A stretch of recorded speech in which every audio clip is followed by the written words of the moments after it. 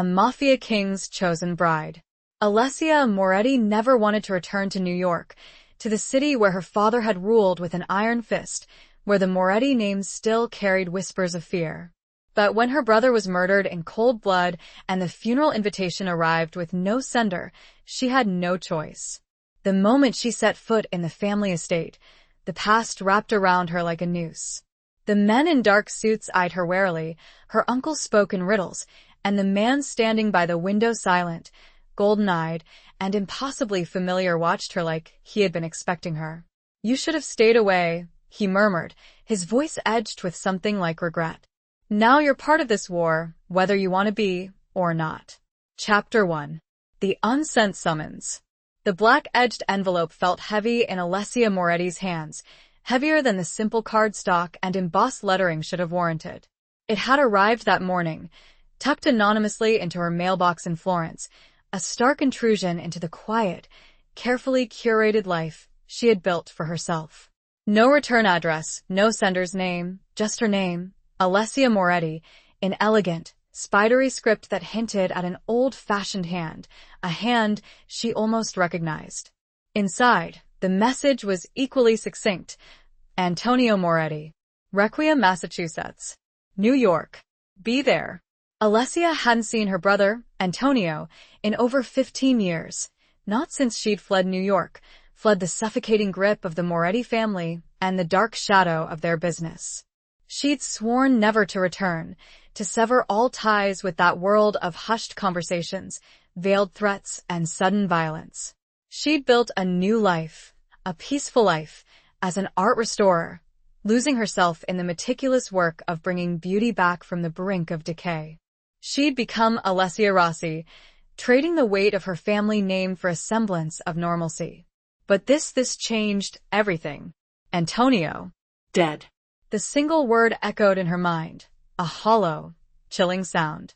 Despite the years, despite the distance, the bond of blood remained. A brother's death was not something one ignored, not even in the world she'd tried so hard to escape. The flight to New York was a blur of fragmented memories and mounting dread. Alessia watched the coastline of Italy recede, the familiar terracotta roofs and sun-drenched hills giving way to the vast, indifferent expanse of the Atlantic. She clutched the small, worn photograph she'd found tucked into her passport holder, a picture of her and Antonio as children, their arms slung around each other, their faces bright with untainted laughter. He had been her protector then, her confidant, the one person who understood her yearning for something more than the gilded cage of their family life. Landing at JFK, the familiar cacophony of the city assaulted her senses. The aggressive honking of taxis, the multilingual chatter of travelers, the sharp, metallic scent of exhaust fumes, it was all so jarringly different from the gentle rhythms of Florence. She felt a tremor of unease, a primal instinct warning her to turn back, to disappear. But she couldn't. The taxi ride to the Moretti estate in Westchester County was a journey through a landscape both familiar and alien. The sprawling mansions, the manicured lawns, the air of opulence and guarded privacy, it was a world she had once inhabited, a world she had desperately sought to leave behind. As the taxi pulled up to the imposing wrought iron gates, Alessia felt a knot tighten in her stomach. The house, a sprawling stone behemoth, loomed before her, its windows dark and uninviting. A uniformed guard, his face impassive, checked her identification with a curt nod before the gates swung open, revealing the long, winding driveway that led to the house. The air here felt different, heavier, charged with an unspoken tension. It was the air of old money, of secrets, of power. The front door, massive and oak, was opened by a woman Alessia vaguely recognized, Maria, the longtime housekeeper, her face etched with lines of grief and something else, apprehension. Maria's eyes, usually warm and welcoming, were now clouded with a mixture of sorrow and suspicion. "Signorina Alessia," Maria said, her voice a hushed whisper, her Italian accent thick with emotion. We weren't expecting you." "I received an invitation," Alessia replied, her voice sounding strangely hollow even to her own ears. She held up the black-edged envelope. No scender.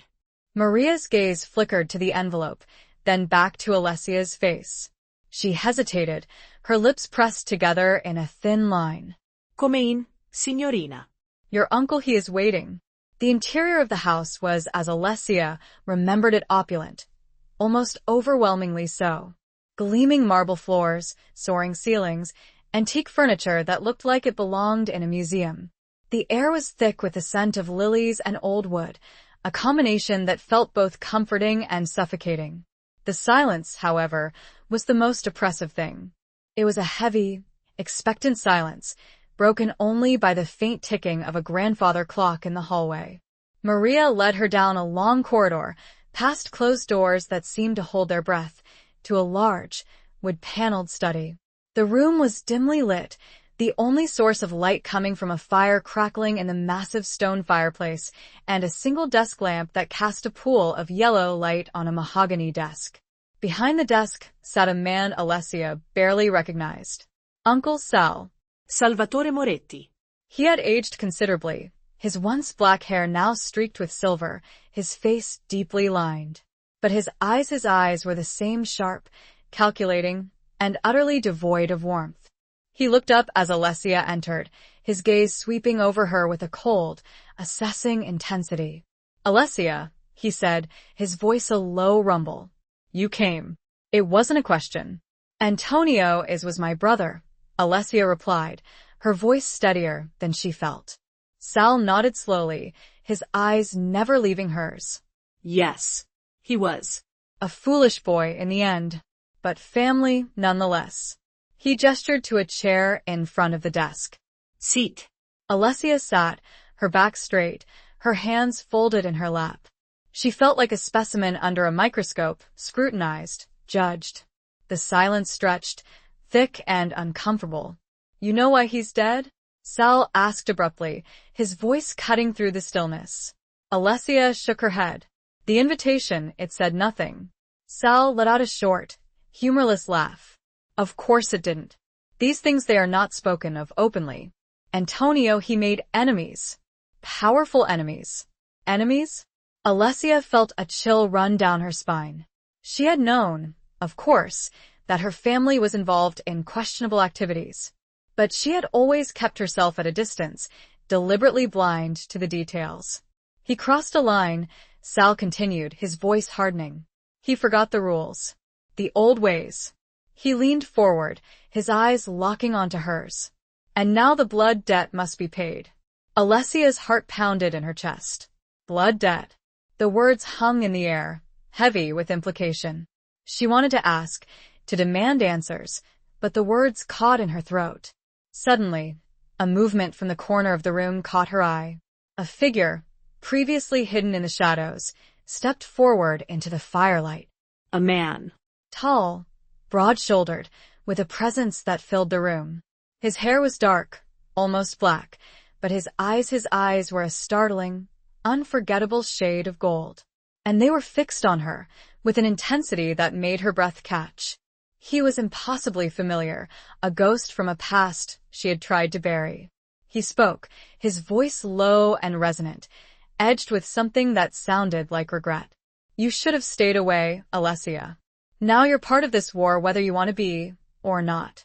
His words were soft, but they struck her with all the force of a physical blow, leaving her reeling and breathless, the familiar scent of sandalwood and something darker, something dangerous, filling her senses, a scent she thought she had forgotten. The world seemed to tilt, the familiar room fading into a blur of shadows and firelight, leaving only him, his golden eyes burning into hers, a promise of danger and something else, something she couldn't name, hanging in the air between them. Chapter 2. Echoes in the Empty Mansion. The man's words hung in the air, a suffocating weight on Alessia's chest. She stared at him, her mind struggling to reconcile the familiar contours of his face with the stranger he had become. Luca. The name surfaced from the depths of her memory, a whisper from a past life. Luca D'Angelo, her brother's closest friend, her almost lover. The boy who had held her hand during moonlit walks on the beach, the boy who had whispered promises of a future that never came. the boy who had disappeared from her life as abruptly as he had entered it. He had changed, of course. The boyish softness was gone, replaced by a hard, chiseled intensity. The lines around his eyes hinted at a life lived on the edge, a life of shadows and secrets. But the eyes themselves, those golden eyes, were the same, burning with an intensity that both drew her in and terrified her. Luca? She breathed, the name a question, a plea. He inclined his head slightly, a faint, almost imperceptible smile playing on his lips. It's been a long time, Alessia. What are you doing here? She asked, her voice trembling.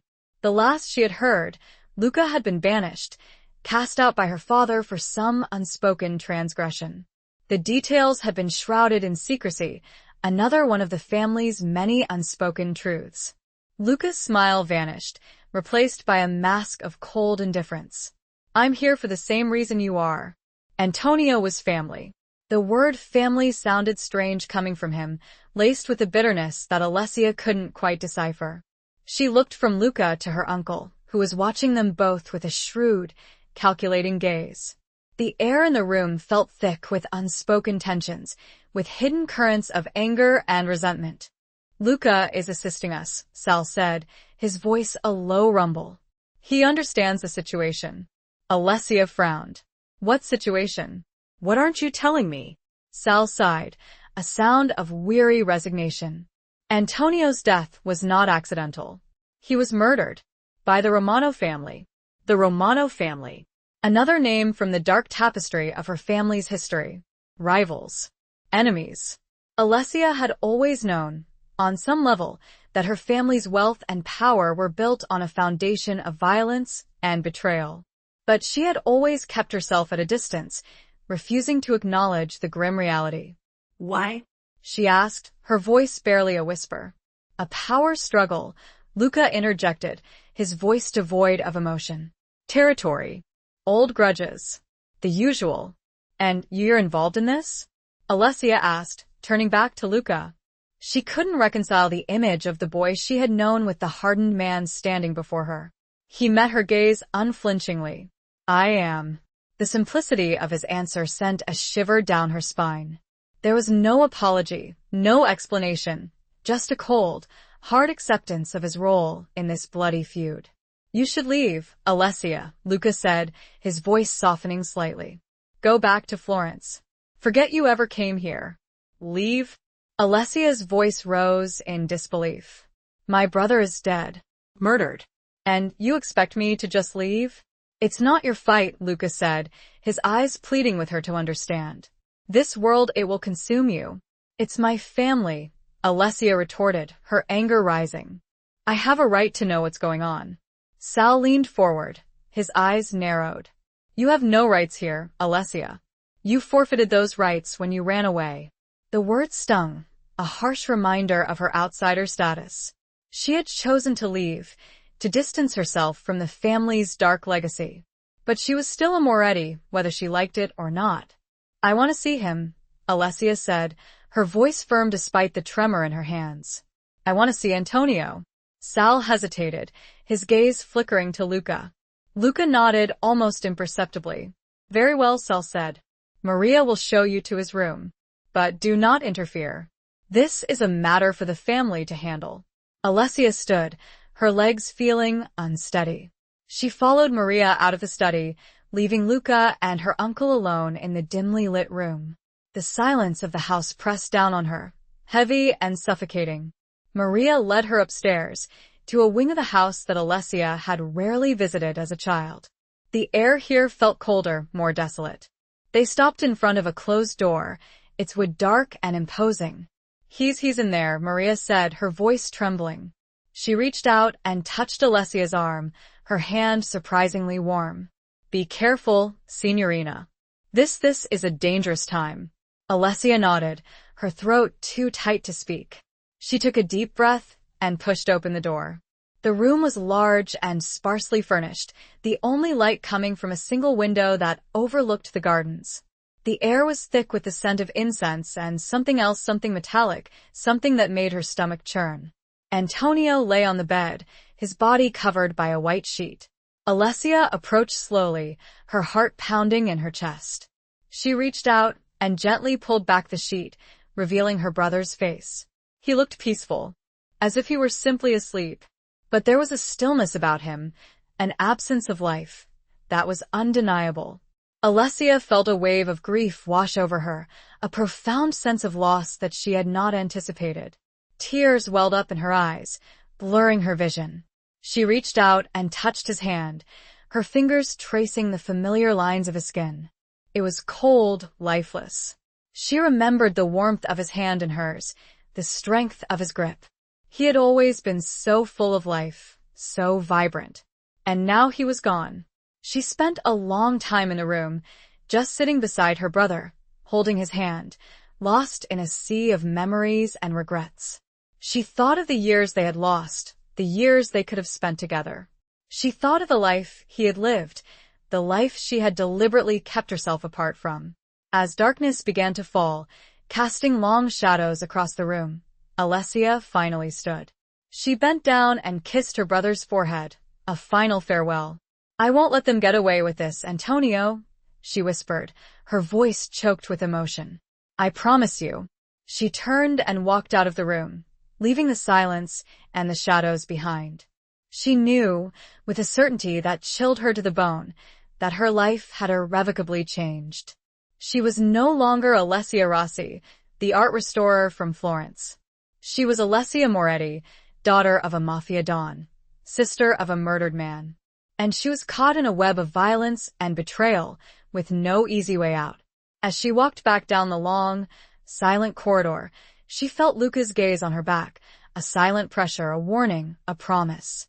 She didn't turn, but she could feel the weight of his presence, the weight of the unspoken, the weight of the years and the secrets that lay between them, a chasm that seemed impossible to bridge, yet she knew, with a growing certainty, that she would have to try. Chapter 3. The Man with Golden Eyes.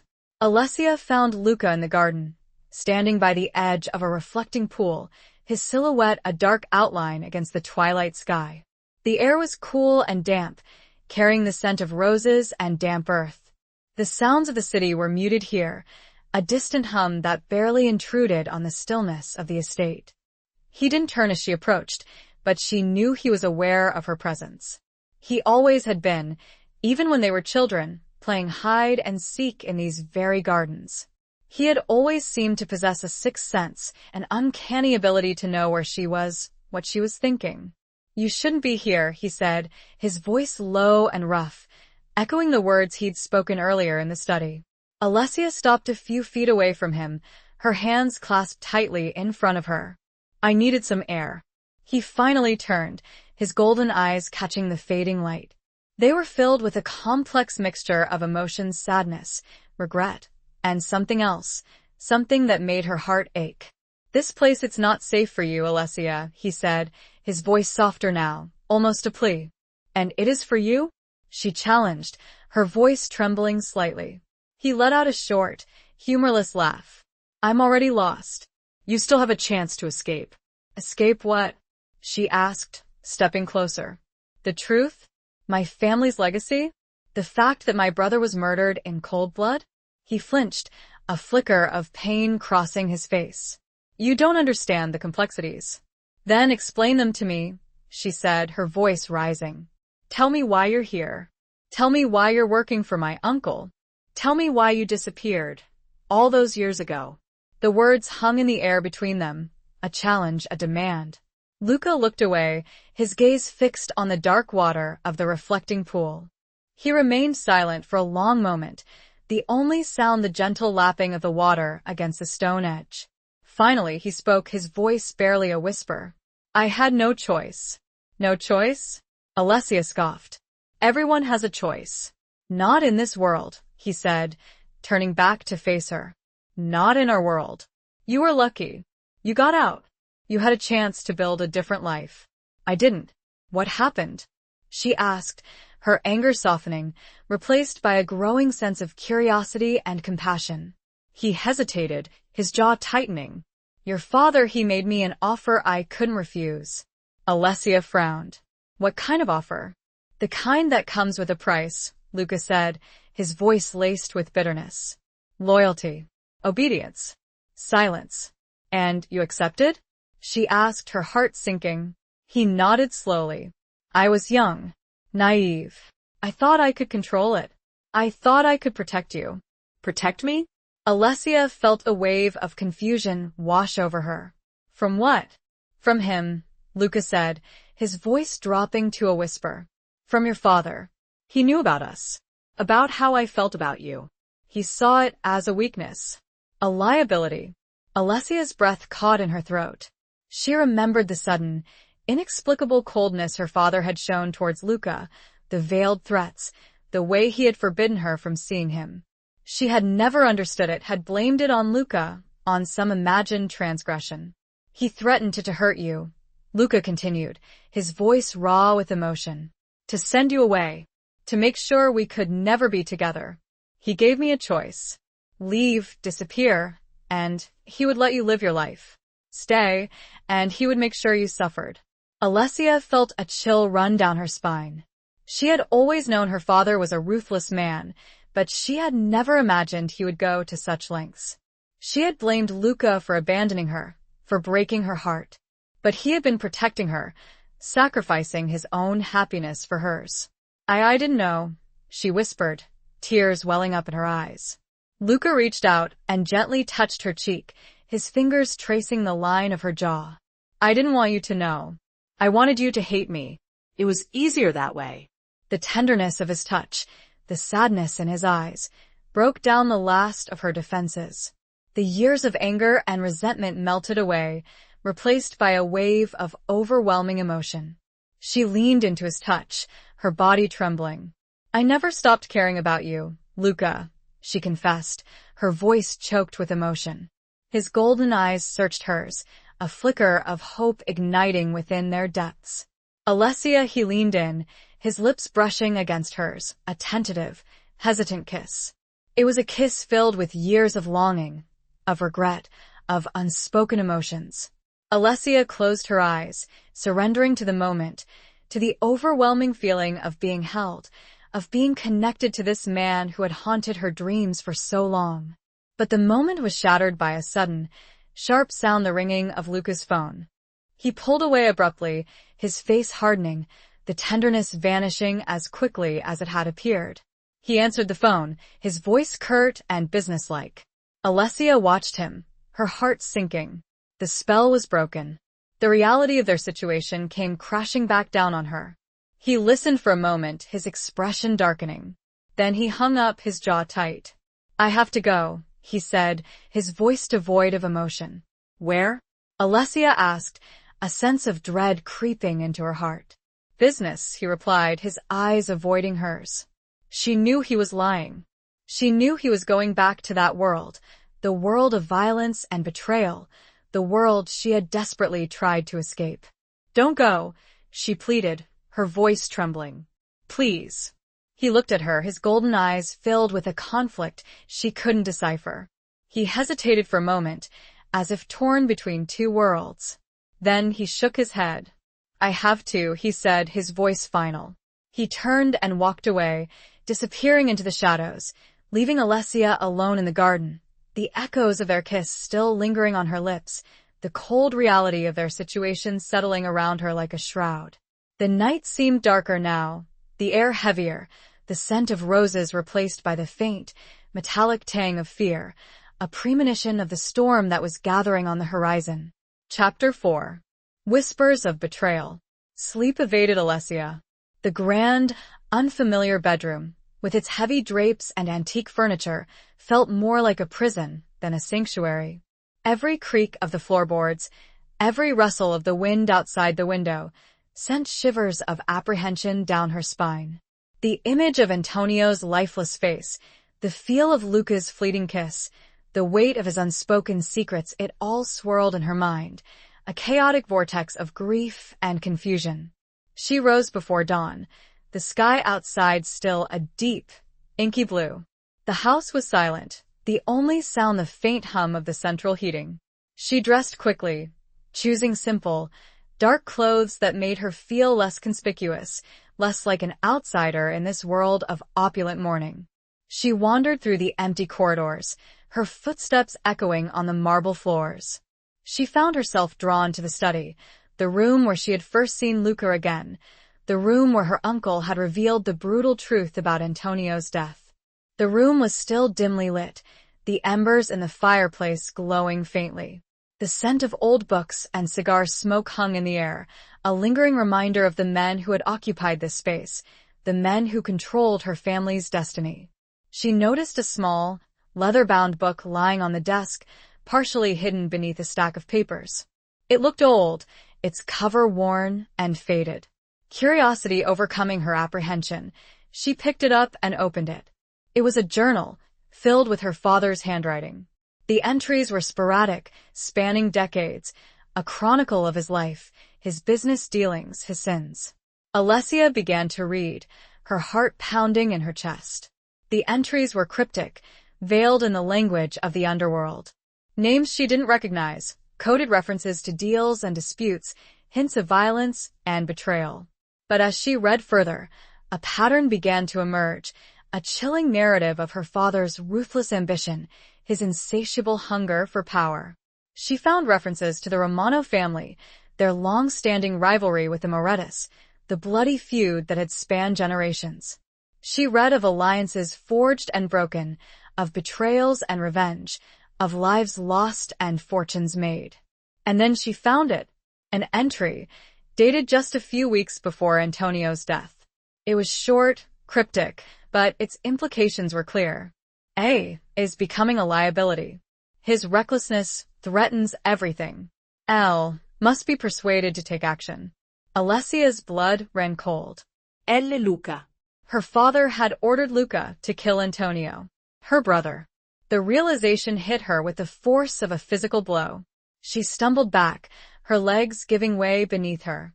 She sank into a chair, the journal falling from her trembling hands. Had Luca done it? Had he carried out her father's orders? The thought was unbearable. She remembered the sadness in his eyes, the regret, the way he had pleaded with her to leave. Had it all been a lie? A carefully constructed facade to hide his guilt? She wanted to believe him, to believe in the boy she had known, the boy who had held her hand and whispered promises of a different life. But the evidence was damning. She sat there for a long time, the journal lying open on the floor, the words of her father's betrayal burning into her soul. The rising sun cast long shadows across the room, illuminating the dust motes dancing in the air. A sound startled her, a soft knock on the door. She quickly picked up the journal and hid it beneath a cushion, her heart pounding in her chest. Maria entered, carrying a tray with coffee and pastries. "Signorina Alessia, I thought you might be hungry." Alessia forced a smile, trying to appear calm despite the turmoil raging inside her. "Thank you, Maria." Maria placed the tray on a table and poured a cup of coffee. "How are you holding up?" she asked, her voice filled with concern. Infine, Alessia Lid. She couldn't tell Maria the truth, couldn't reveal the dark secret she had uncovered. Maria hesitated, her gaze searching Alessia's face. This is a difficult time for everyone," she said softly. "But you are strong. Like your mother." Alessia's mother. Another ghost from the past. She had died when Alessia was young, a victim of a car accident, another one of the family's many secrets. Alessia had always suspected there was more to the story, but she had never dared to ask. "My mother, what was she like?" Alessia asked, her voice barely a whisper. Maria smiled.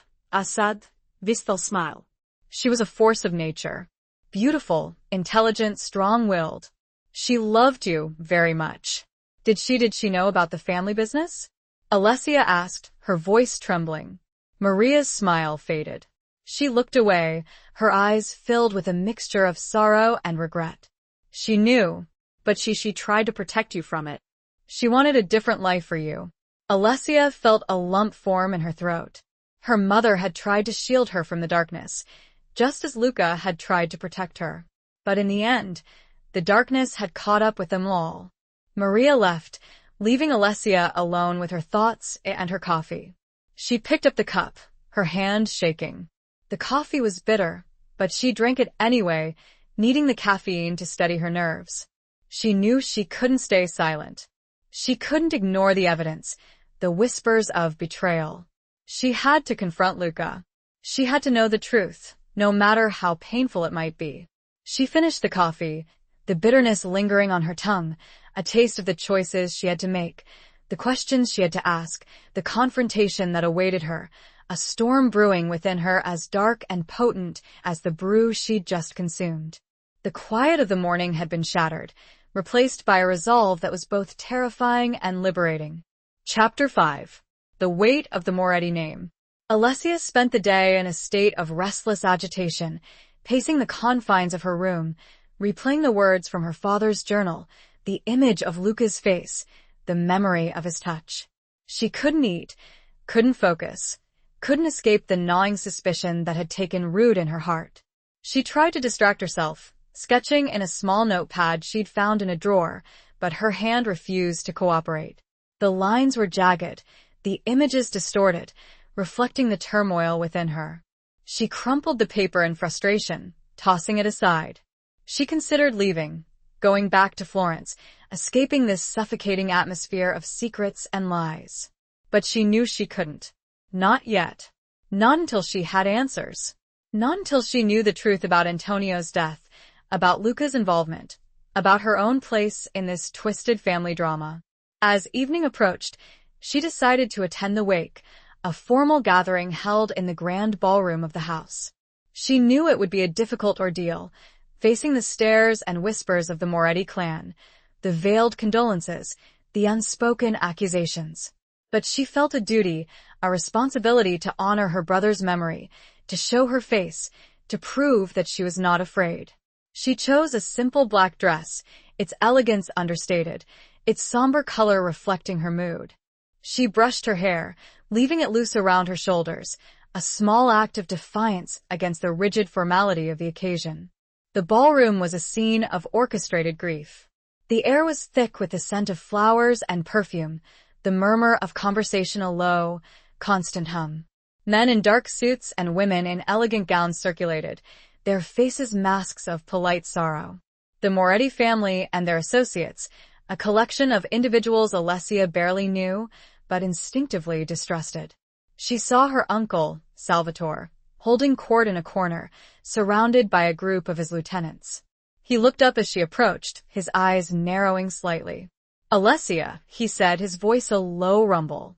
"You decided to join us." "I'm here to pay my respects to my brother," she replied, her voice steady. He nodded slowly, his gaze sweeping over her with a cold, assessing intensity. "Good.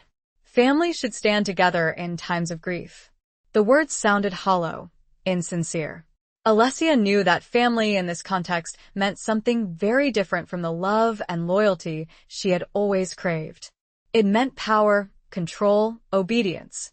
She endured the condolences, the handshakes, the awkward small talk. She felt like an outsider, an observer in a play she didn't understand. She saw the glances, the whispers, the way people looked at her, as if she were a stranger, an intruder. The weight of the Moretti name pressed down on her, a heavy burden she had tried so hard to shed. She searched the room for Luca, her heart pounding with a mixture of dread and anticipation. She needed to see him, to talk to him, to confront him with the truth she had uncovered. Finally, she spotted him, standing by a window, his back to the room. He was talking to a man Alessia didn't recognize, a tall, imposing figure with a cruel face and cold eyes. The man was speaking in hushed tones, his hand resting on Luca's arm in a gesture that seemed both possessive and threatening. Alessia felt a surge of anger, a fierce protectiveness towards Luca, despite her suspicions. She started to approach them, but then she hesitated. She realized she couldn't confront him here, in front of everyone. She needed to talk to him alone, in private. She waited, watching them from a distance, her heart aching with a mixture of fear and longing. The conversation seemed to go on forever, the tension in the room growing thicker with each passing moment. Finally, the man walked away, leaving Luca standing alone by the window. He looked exhausted, his shoulders slumped, his golden eyes clouded with a deep sadness. Alessia took a deep breath and approached him. He turned as she neared, his expression unreadable. "Luca," she said, her voice barely a whisper. "Alessia," he replied, his voice equally soft. "We need to talk," she said, her eyes locking onto his. He nodded slowly. "I know." He led her out of the ballroom, through a side door that opened onto a terrace overlooking the gardens. The night air was cool and refreshing, a welcome contrast to the stifling atmosphere inside. They stood in silence for a moment, the only sound the distant hum of the city. Alessia looked at him, her heart aching with a mixture of love and betrayal. She had to know the truth. She had to ask the question that had been tearing her apart. Did you kill him, Luca?" she asked, her voice trembling, the words a painful whisper that seemed to hang in the night air, a question that could shatter everything, a truth she wasn't sure she was ready to hear, but one she knew she had to face. The weight of the Moretti name, the legacy of violence and betrayal, felt heavier than ever, a crushing burden that threatened to suffocate her, but she stood firm, her gaze locked on his, waiting for his answer, waiting for the truth that would either destroy her or set her free. Chapter 6. A Dance with Shadows. Luca's eyes widened slightly, a flicker of surprise, then pain, crossing his face. He didn't answer immediately, his gaze dropping to the stone floor of the terrace. The silence stretched, thick and heavy, punctuated only by the distant sounds of the city and the rustling of leaves in the garden below. Finally, he looked up, his golden eyes meeting hers, filled with a raw, aching vulnerability that tore at Alessia's heart. "No," he said, his voice hoarse, barely a whisper. "I didn't kill Antonio." Alessia felt a wave of relief wash over her, so intense it almost buckled her knees. But it was a fleeting relief, quickly followed by a surge of doubt. She had seen the entry in her father's journal, the damning words that implicated Luca. "But the journal," she said, her voice trembling. "My father's journal." He said you were supposed to." Luca's expression hardened, his jaw tightening. "I know what he wrote," he said, his voice cold. He wanted me to. He ordered me to." "And you refused?"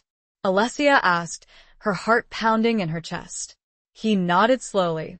"I couldn't do it. Antonio, he was my friend. My brother, in everything but blood. I couldn't betray him. Not like that." "But why?" "Why would my father want Antonio dead?" Alessia asked, her mind reeling. Luca hesitated, his gaze shifting away from hers. "It's complicated," he said, his voice evasive.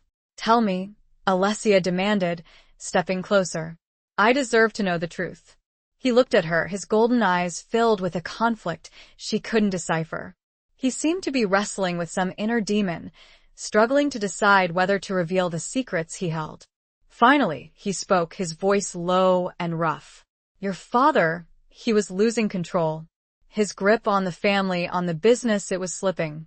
He was becoming paranoid, desperate. He saw Antonio as a threat, a rival. He thought Antonio was plotting against him, trying to take over. That's insane," Alessia said, her voice shaking. "Antonio would never have done that." "Your father didn't see it that way," Luca said. "He saw enemies everywhere. And he believed that the only way to maintain power was to eliminate anyone he perceived as a threat. And you were supposed to be his instrument," Alessia said, her voice filled with a mixture of anger and disgust. Luca nodded. "He thought he could control me. He thought he owned me." He was wrong. "So, who killed Antonio?" Alessia asked, her voice barely a whisper. Luca hesitated again, his gaze dropping to the ground. "I don't know for sure," he said. "But I have my suspicions." "The Romanos?" Alessia asked, remembering what her uncle had told her. Luca shook his head. "It's too convenient. Too obvious. Your father wanted us to believe it was the Romanos. He wanted to start a war." "Why?" Alessia asked, her mind struggling to grasp the layers of deception and betrayal. "To distract us," Luca said. "To keep us from looking too closely at him. He was involved in something bigger, something darker. Something that Antonio was getting too close to uncovering." "What was it?" Alessia asked, her voice filled with a growing sense of dread. Luca looked at her, his golden eyes filled with a warning. You don't want to know, Alessia. It's better if you stay out of it. No, Alessia said, her voice firm. I'm already in it. I need to know. I need to understand. Luca sighed, a sound of weary resignation. He knew he couldn't dissuade her. He knew she was as stubborn and determined as her mother had been. He took a deep breath and began to speak, his voice low and confidential, revealing a world of hidden alliances, secret deals, and dangerous betrayals. He spoke of her father's involvement in a vast criminal network, a network that stretched far beyond the boundaries of New York, far beyond the traditional mafia families. He spoke of money laundering, drug trafficking, and human smuggling, of crimes that made Alessia's blood run cold. He spoke of a man named Giovanni, a shadowy figure who controlled the network, a man even more ruthless and powerful than her father had been. A man who demanded absolute loyalty, absolute obedience. And he spoke of Antonio's investigation, his relentless pursuit of the truth, his determination to expose the network and bring Giovanni to justice. As Luca spoke, Alessia felt a growing sense of horror, realization that her family's legacy was even darker and more twisted than she had ever imagined. She had always known there were secrets, that there was violence, that there was betrayal. But she had never imagined the scale of it, the sheer depravity of the crimes her father had been involved in. The dance with the shadows felt constricting, suffocating. And Giovanni, he ordered Antonio's death? Alessia asked, her voice barely a whisper. Luca nodded. He found out about Antonio's investigation. He couldn't risk being exposed. And my father he knew? Alessia asked, her voice filled with a sickening dread. Luca hesitated. He may have facilitated it. He may have looked the other way. He was afraid of Giovanni. He was afraid of losing his power. He looked out over the darkened gardens. I tried to warn Antonio. I tried to get him to stop. But he wouldn't listen. He said I was a coward, that he was going to finish the dance no matter the cost.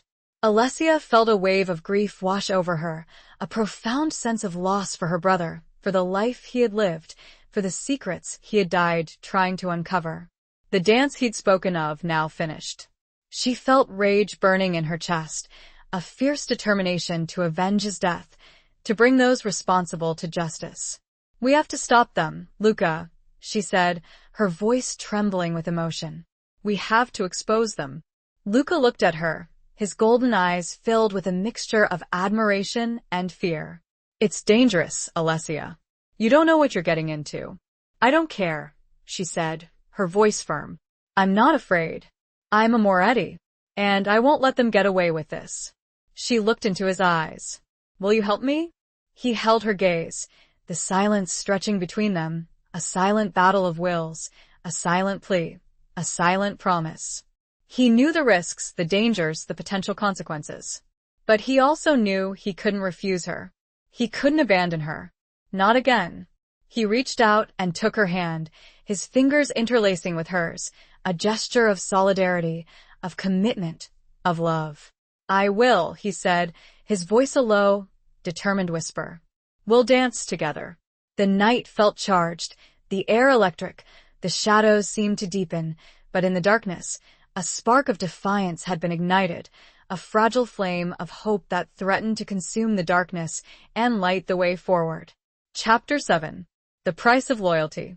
The days following the funeral were a blur of hushed conversations, clandestine meetings, and veiled threats.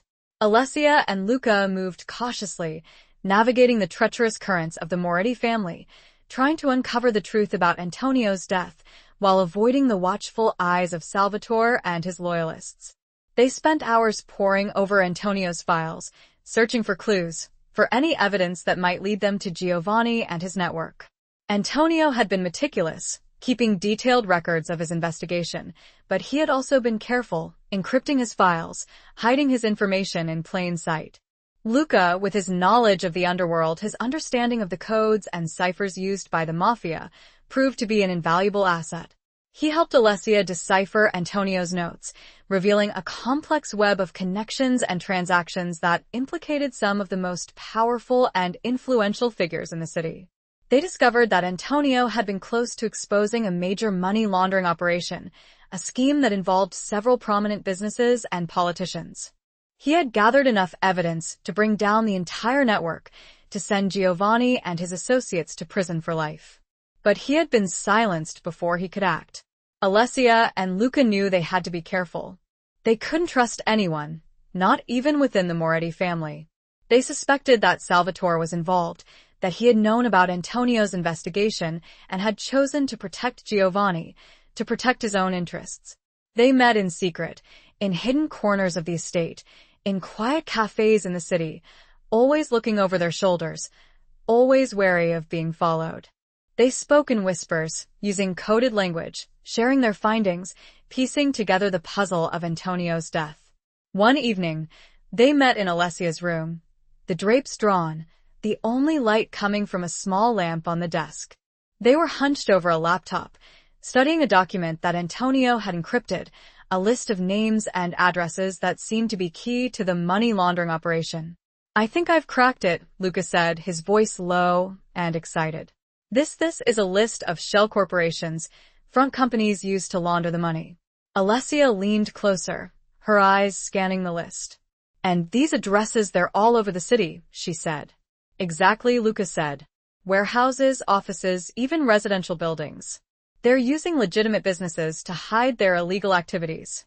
"We need to get this information to the authorities," Alessia said, her voice filled with a sense of urgency. "We need to expose them." Luca hesitated. "It's not that simple, Alessia. We can't just go to the police. They're compromised. Giovanni has people everywhere. In the police force, in the courts, in the government. Then who can we trust?"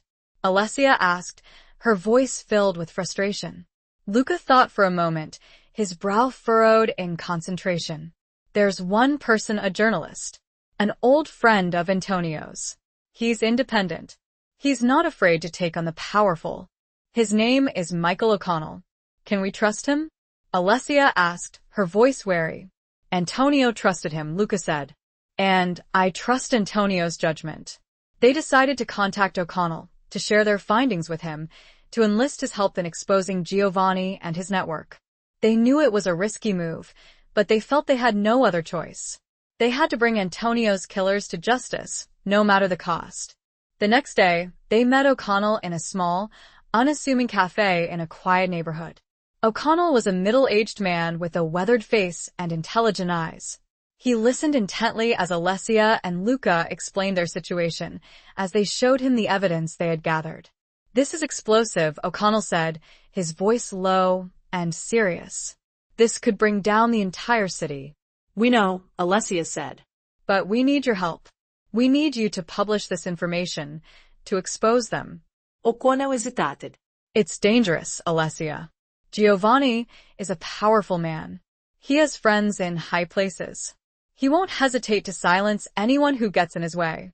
"We're already in danger," Luca said. "We're living on borrowed time." O'Connell looked at them, his eyes filled with a mixture of admiration and concern. "You're both very brave," he said. "But you need to be careful. This is a war you're fighting. And wars have casualties. We're prepared to pay the price," Alessia said, her voice firm. "We won't let them get away with this." The meeting with Michael felt risky, but necessary. O'Connell agreed to help them, to publish their findings, to expose Giovanni and his network. He promised to protect their identities, to keep them safe. But he warned them that it would be a long and difficult battle, a battle that could cost them everything. As they left the cafe, Alessia felt a mixture of hope and fear. They had taken a significant step, a step towards justice for Antonio. But they had also made themselves targets, enemies of a ruthless and powerful man. Luca put a protective arm around her shoulders. "We need to watch each other's backs. Okay?" Alessia nodded, grateful for his presence, for his strength, for his unwavering loyalty. The price of loyalty was high, she knew, but it was a price she was willing to pay. The city seemed to hold its breath. The shadows seemed to deepen. The air felt heavy with anticipation, as if the very streets were aware of the battle that was about to be waged, a battle for justice, a battle for truth, a battle that would test their courage, their loyalty, and their love. Chapter 8. Beneath the Surface of Silence. The following days were a tense waiting game. Alessia and Luca continued their investigation, gathering more evidence, strengthening their case against Giovanni. They knew that O'Connell was working on his story, preparing to publish his findings, but they didn't know when or how he would do it. They had to be ready for anything, for any reaction from Giovanni and his allies. They moved with extreme caution, avoiding contact with Salvatore and his men, communicating in code, meeting in secret. They felt like they were living in a spy novel, constantly looking over their shoulders, wary of every shadow, every stranger. One evening, Luca suggested they visit Antonio's apartment, a small place in the city that he had kept separate from the family estate. He had used it as a refuge, a place to escape the pressures and the scrutiny of the Moretti clan. He might have kept some of his more sensitive information there, Luca said. Something he didn't want anyone else to find. Alessia agreed. It was a risk, but they had to take it. They had to exhaust every possibility, explore every avenue. They drove to the city late at night, the streets dark and deserted. Antonio's apartment was in a modest building in a quiet neighborhood, far from the opulence and the grandeur of the Moretti estate. The apartment was small and sparsely furnished, but it felt lived in. There were books on the shelves, photographs on the walls, a half-finished painting on an easel. It was a glimpse into Antonio's private life, a life that had been cut short so brutally. Alessia felt a wave of sadness wash over her, a renewed sense of loss. She wandered through the rooms, touching his belongings, feeling his presence, as if he were still there, just out of sight. Luca began searching the apartment, methodically, systematically. He checked the drawers, the closets, the bookshelves, looking for anything that might be hidden, anything that might be a clue. Alessia found a box of old photographs, tucked away in a closet. She sat on the floor, sifting through the images, her heart aching with memories. There were pictures of her and Antonio as children, laughing, playing, their faces bright with innocence. There were pictures of their mother, beautiful and vibrant, her eyes filled with love. And then she found it. A photograph of Antonio with a woman Alessia didn't recognize. She was young, beautiful, with dark hair and striking green eyes. She was smiling, her arm around Antonio's waist, her head resting on his shoulder. They looked happy. In love. Alessia felt a pang of jealousy, a sudden realization that her brother had had a life, a love, that she had known nothing about. She turned the photograph over. On the back, in Antonio's handwriting, was a name and a date. Isabella Rossi. June 20XX. Isabella Rossi. The name sounded familiar, but Alessia couldn't place it. She showed the photograph to Luca. "Do you know her?" she asked. Luca's eyes widened slightly. He took the photograph, studying it intently. "I think so," he said. "I met her once, a few years ago." Antonio introduced her as a friend. He didn't say much about her. "She looks important to him," Alessia said, her voice soft. Luca nodded. She was. I think she was the reason he was investigating Giovanni. I think she was in danger." "What do you mean?" Alessia asked, her heart pounding. Luca hesitated. "I heard rumors whispers that Giovanni was involved in human trafficking, that he was bringing women into the country illegally, forcing them into prostitution." Alessia felt a chill run down her spine. The pieces of the puzzle were starting to fall into place. Antonio had been investigating Giovanni, trying to expose his crimes. And Isabella, she had been one of his victims. "We need to find her," Alessia said, her voice firm. "She might know something. She might be able to help us." Luca agreed.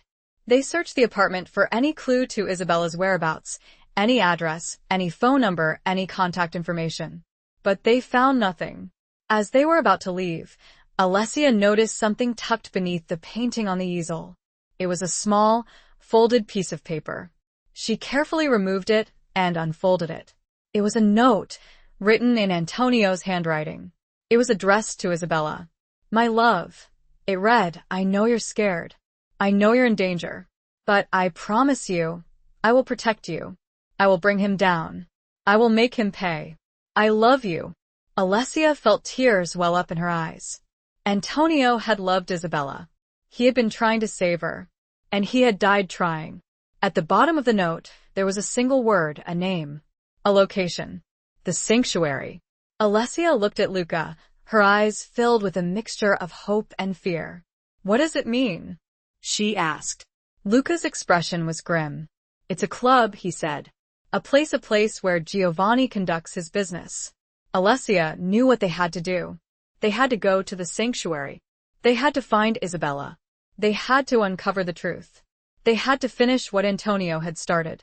As they left the apartment, the city seemed to press in on them, the silence broken only by the distant sirens, a constant reminder of the danger that lurked beneath the surface, a danger they were about to confront, a darkness they were about to enter, armed only with a photograph, a note, and a burning desire for justice.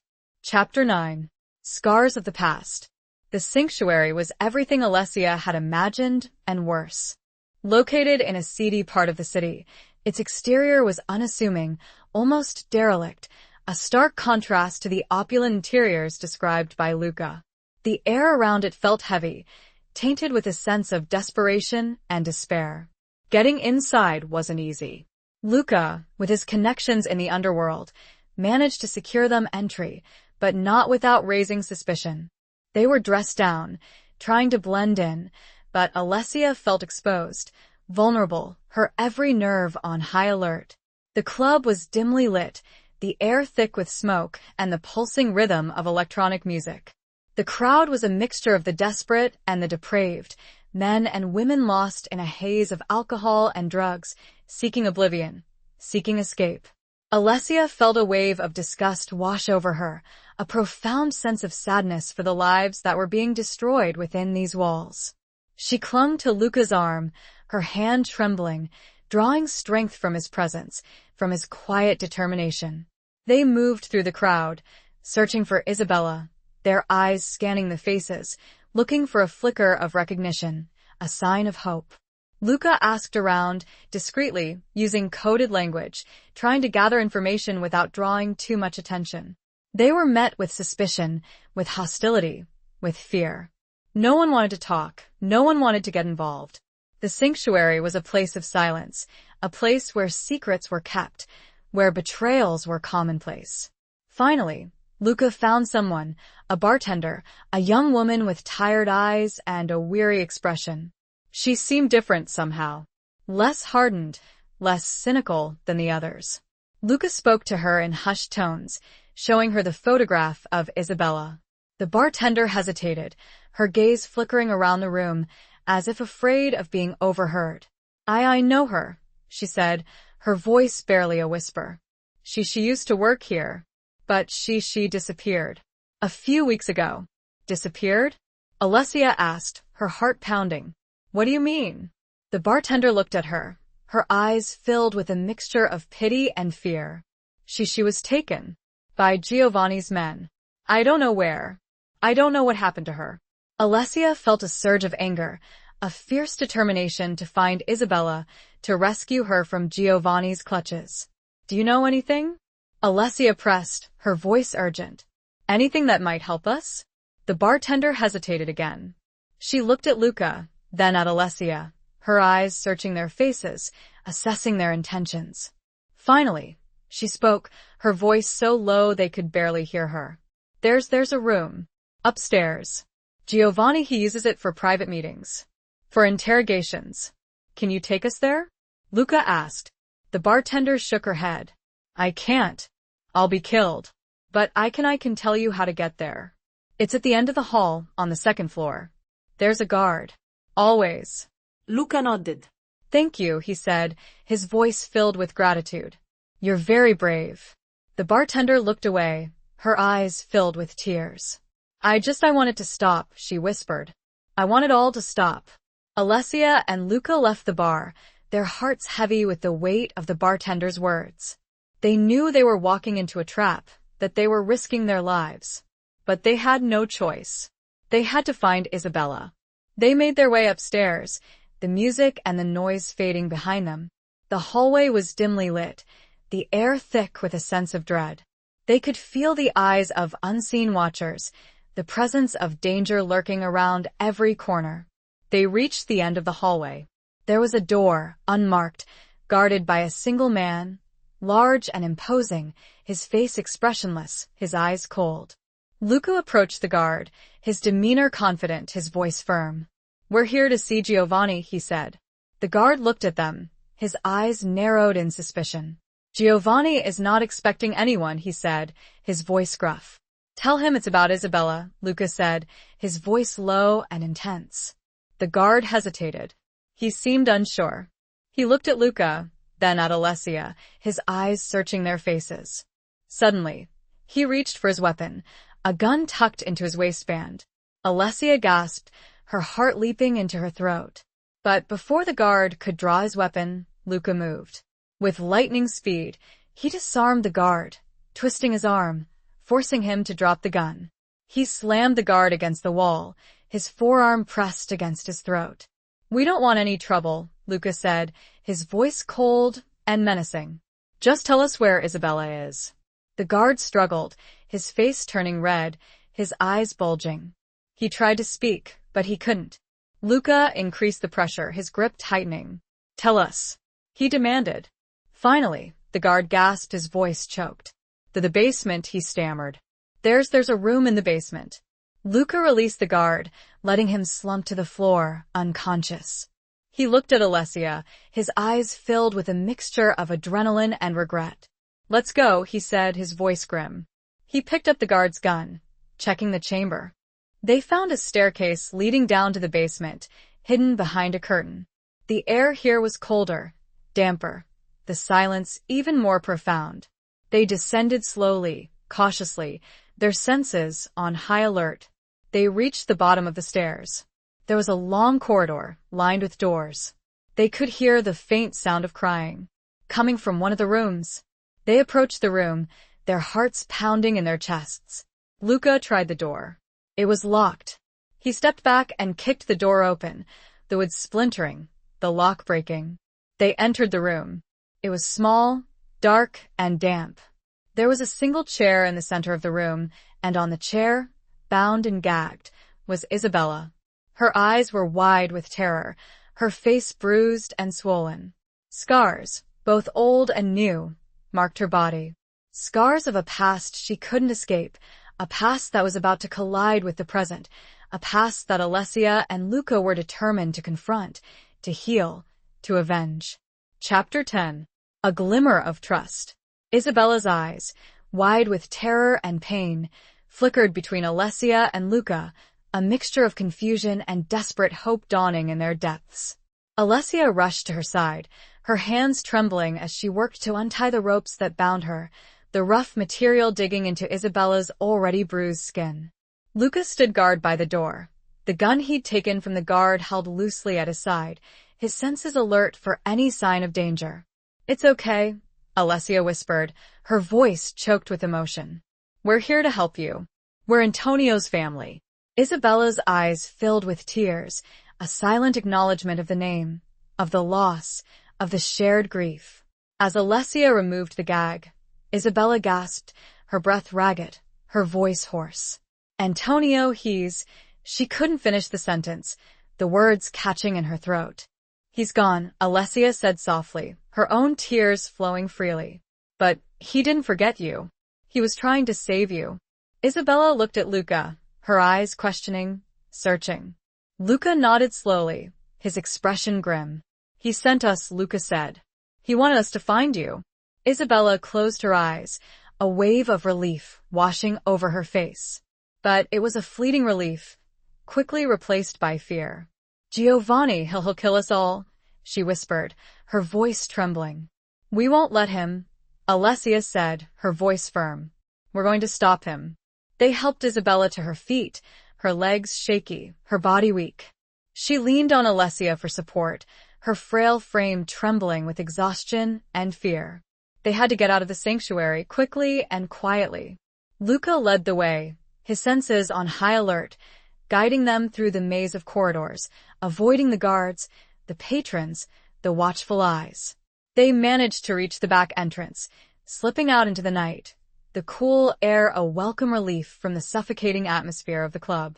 They hurried to Luca's car, a nondescript vehicle parked a few blocks away. As they drove away, Alessia looked back at the sanctuary, its dark facade looming in the distance. She felt a surge of anger, a fierce determination to bring Giovanni to justice, to avenge Antonio's death, to protect Isabella. They took Isabella to a safe house, a small apartment that Luca had secured, far from the reach of Giovanni and his men. It was sparsely furnished, but clean and safe, a refuge from the storm that was raging around them. They tended to Isabella's injuries, cleaning her wounds, providing her with food and water. She was still weak, still traumatized, but she was alive. And she was safe. As Isabella rested, Alessia and Luca talked, planning their next move. They knew they had to act quickly, before Giovanni discovered that Isabella was missing. "We need to go to O'Connell," Alessia said. "We need to tell him what happened. We need to get Isabella's story out there." Luca agreed. O'Connell was their only hope, their only chance to expose Giovanni and his network. The next morning, they met with O'Connell, bringing Isabella with them. Isabella was hesitant at first, afraid to speak, afraid to reveal the horrors she had endured. But with Alessia's encouragement, with Luca's support, she began to talk. She told O'Connell everything. She told him about Giovanni, about his human trafficking operation, about the women he had enslaved, about the violence and the abuse she had suffered. Her voice was soft, trembling, but her words were powerful, filled with a raw, aching truth. O'Connell listened intently, his face grim, his eyes filled with a mixture of anger and compassion. He took notes, recording every detail, every nuance of Isabella's story. This is bigger than we thought," O'Connell said, his voice low and serious. "This goes all the way to the top. Politicians, police officers, judges, they're all involved." "We know," Luca said. "We have evidence. Antonio's files. They prove everything." O'Connell nodded. "I'll publish it," he said. "I'll expose them all. But it will be dangerous. For all of us." "We're ready," Alessia said, her voice firm. "We're not afraid." Isabella looked at Alessia, her eyes filled with gratitude, with a glimmer of hope. For the first time since they had rescued her, she smiled, a fragile, tentative smile, but a smile nonetheless. It was a glimmer of trust, a spark of resilience, a testament to the human spirit's ability to endure, to heal, to fight back. The safe house felt like a sanctuary, a small island of calm in a sea of chaos, a place where trust was slowly being rebuilt, where hope was beginning to blossom, where three unlikely allies were forging a bond, a partnership, a shared determination to bring light to the darkness, to justice to the wronged, to peace to their troubled souls. Chapter 11. The Unveiling of Secrets. O'Connell's article was published the following day, a front-page expose that sent shockwaves through the city. It was a meticulously researched, powerfully written piece that detailed Giovanni's criminal network, his human trafficking operation, his connections to corrupt politicians and law enforcement officials. It named names, provided evidence, revealed the dark underbelly of the city's power structure. The reaction was immediate and explosive. The city erupted in chaos. Protests, demonstrations, calls for investigations, demands for justice. The media went into a frenzy, the story dominating the headlines, the airwaves, the internet. Giovanni's empire began to crumble. His allies deserted him, his businesses were shut down, his assets were seized. The police, forced to act, launched a series of raids, arresting dozens of Giovanni's associates, rescuing dozens of his victims. But Giovanni himself remained elusive. He had vanished, disappearing into the shadows, leaving behind a trail of destruction and despair. Alessia, Luca, and Isabella were forced to go into hiding, protected by O'Connell and a small network of trusted allies. They knew they were targets, that Giovanni would be hunting them, seeking revenge. They moved from one safe house to another, constantly on the move, never staying in one place for too long. They lived in a state of constant tension, always looking over their shoulders, always wary of being followed, of being betrayed. Despite the danger, despite the fear, They felt a sense of satisfaction, a sense of accomplishment. They had struck a blow against Giovanni. They had exposed his crimes. They had helped to bring down his empire. But they knew the fight wasn't over. Giovanni was still out there, still dangerous, still a threat. They had to find him. They had to stop him before he could hurt anyone else. One evening, while they were hiding in a small apartment in a remote part of the city, they received a message from O'Connell. He had information, a lead on Giovanni's whereabouts. He told them that Giovanni was planning to flee the country, that he was arranging a private plane to take him to a remote island in the Caribbean, a place where he could escape justice, where he could rebuild his empire. "He's leaving tonight," O'Connell said, his voice urgent. "From a private airfield outside the city. You have to stop him." Alessia, Luca, and Isabella knew what they had to do. They had to go to the airfield. They had to confront Giovanni. They had to bring him to justice. It was a risky move, a dangerous mission, but they had no choice. They prepared for the confrontation, gathering weapons, making plans, stealing their nerves. They knew they were walking into a trap, that Giovanni would be waiting for them, that he would be armed and dangerous. As they drove to the airfield, the night sky was dark and ominous, the air thick with tension. They felt like they were driving into the heart of darkness, into the final battle. They reached the airfield. It was a small, isolated place, surrounded by fields and trees. There was a single hangar, a few small planes parked on the tarmac, and a handful of men, armed and watchful. They knew Giovanni was there. They could feel his presence, his power, his evil. The secrets that had been buried for so long were about to be unveiled. The final confrontation was at hand. Alessia looked at Luca, her eyes filled with a mixture of fear and determination. She reached out and took his hand, her fingers interlacing with his, a silent promise, a silent vow. "We'll do this together," she said, her voice firm. Luca nodded, his golden eyes meeting hers, filled with a love that had survived the years, the betrayals, the darkness. "Together," he echoed. They got out of the car, their weapons drawn, their senses alert. They were ready. They were ready to face Giovanni. They were ready to end this, once and for all. The airfield felt like a stage, set for the final act of a long and bloody drama, a drama that had begun with betrayal and was about to end with a confrontation, a reckoning, a final unveiling of secrets. Chapter 12. The Serpent's Coil. As Alessia and Luca approached the hangar, the armed men spotted them, their eyes narrowing in suspicion, their hands moving towards their weapons. The air crackled with tension, the silence broken only by the distant hum of an engine, a plane preparing for takeoff. "Stop right there," one of the men shouted, his voice harsh, his gun pointed directly at Alessia. Luca stepped in front of Alessia, shielding her with his body, his own weapon raised, his eyes locked on the men. "We're here for Giovanni," he said, his voice calm but firm, betraying none of the fear that churned within him. The men hesitated, their gazes flickering between Luca and Alessia, their expressions a mixture of confusion and hostility. They knew Luca, recognized him as one of their own, a former member of the Moretti clan. "You're a traitor, D'Angelo," one of the men spat, his voice filled with contempt. "You've chosen the wrong side." "There are no sides," Luca replied, his voice steady. "Only justice. And Giovanni will face justice." Suddenly, a figure emerged from the shadows of the hangar, a tall, imposing man with a cruel face and cold, serpent-like eyes. Giovanni. He was dressed in a dark suit, his demeanor calm, almost arrogant, as if he were in complete control of the situation. Luca," Giovanni said, his voice smooth, silky, a dangerous purr. "I was wondering when you would show up. And you've brought a friend." His gaze shifted to Alessia, his eyes lingering on her face, a flicker of recognition, of something darker, something more sinister, crossing his expression. "Alessia Moretti," he said, his voice a low, menacing whisper. "Daughter of the great Salvatore Moretti. A fitting end, wouldn't you say?" Alessia felt a chill run down her spine, a primal fear gripping her heart. But she refused to show it.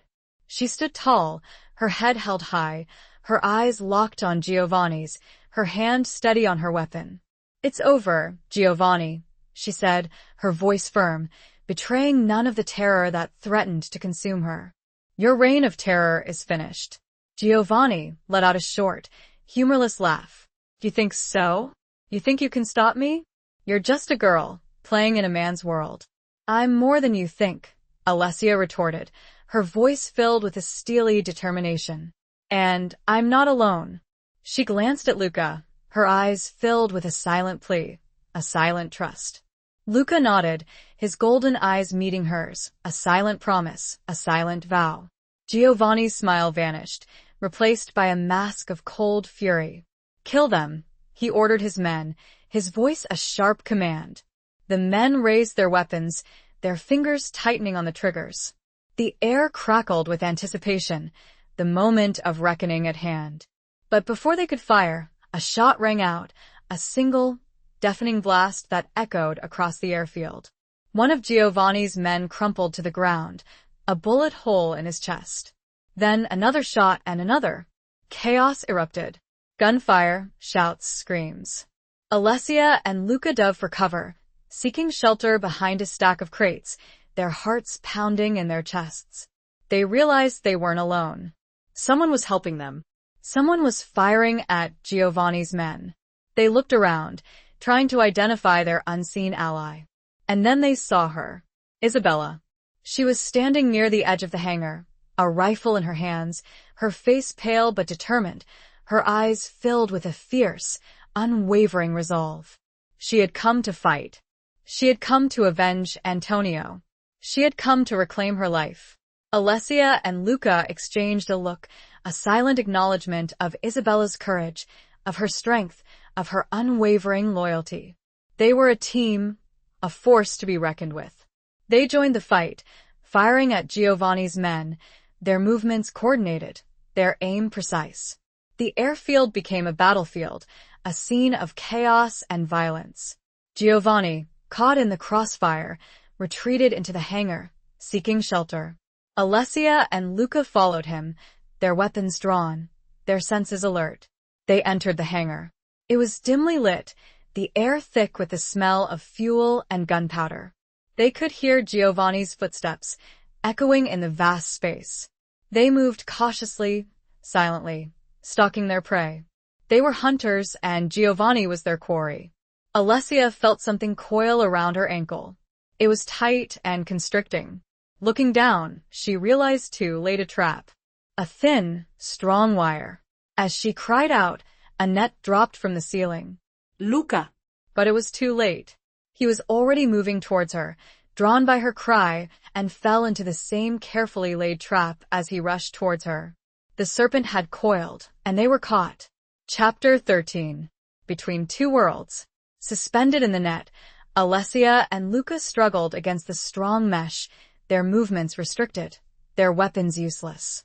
Giovanni emerged from the shadows, his face a mask of cold triumph, a pistol clutched in his hand. "Well, well, well," he said, his voice dripping with sarcasm. "Look what we have here. The lovers caught in my little trap. How poetic." Alessia glared at him, her eyes filled with hatred, her heart pounding with a mixture of fear and fury. "You won't get away with this, Giovanni," she spat, her voice trembling. Giovanni let out a short, cruel laugh. "Oh, I think I will, my dear. You see, I have friends in high places. Friends who will make sure this little incident is forgotten. Friends who will ensure my safe passage out of this country."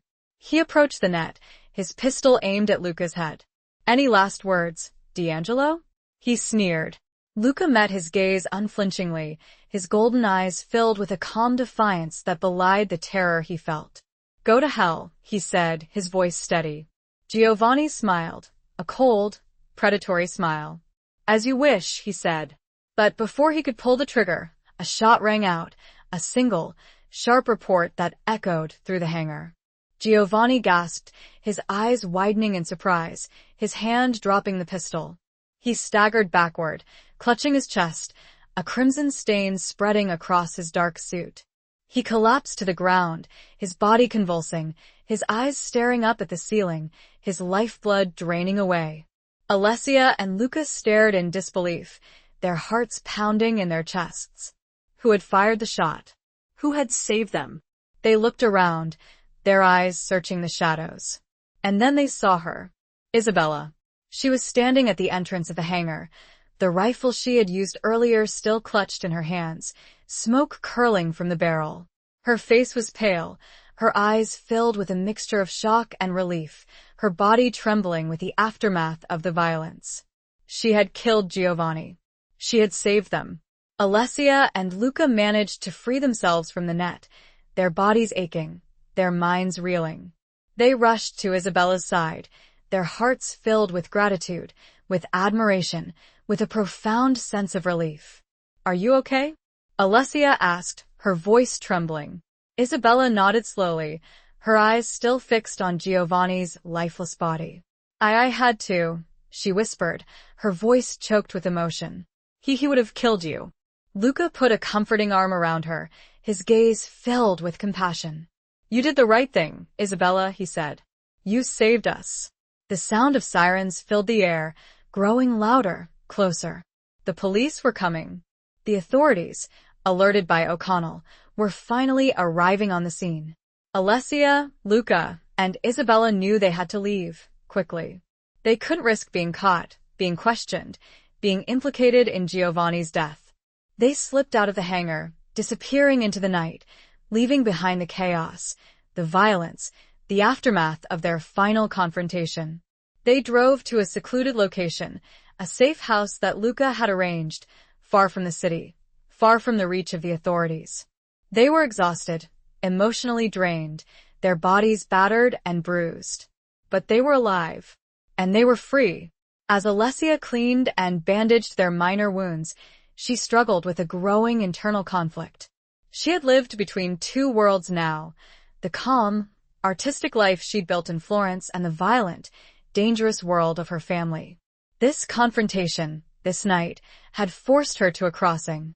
As they sat in silence, the weight of their actions, the reality of their situation, settling around them like a shroud, Isabella spoke, her voice soft, her eyes filled with a newfound strength. "Thank you," she said, looking at Alessia, then at Luca. "For everything. For saving me. For avenging Antonio." Alessia smiled, a genuine smile, a smile that reached her eyes. "We did it together," she said. "We were a team."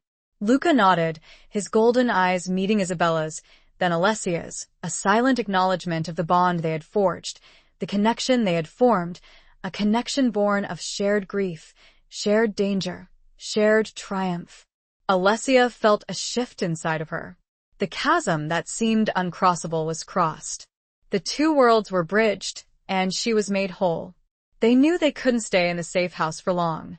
They had to make plans. They had to decide what to do next. They were fugitives, wanted by the authorities, hunted by Giovanni's remaining allies. "We need to leave the country," Luca said, his voice grim. "We need to disappear." Alessia nodded. She knew he was right. They had no future in New York, no future in the world of the Moretti family. "Where will we go?" Isabella asked, her voice filled with uncertainty.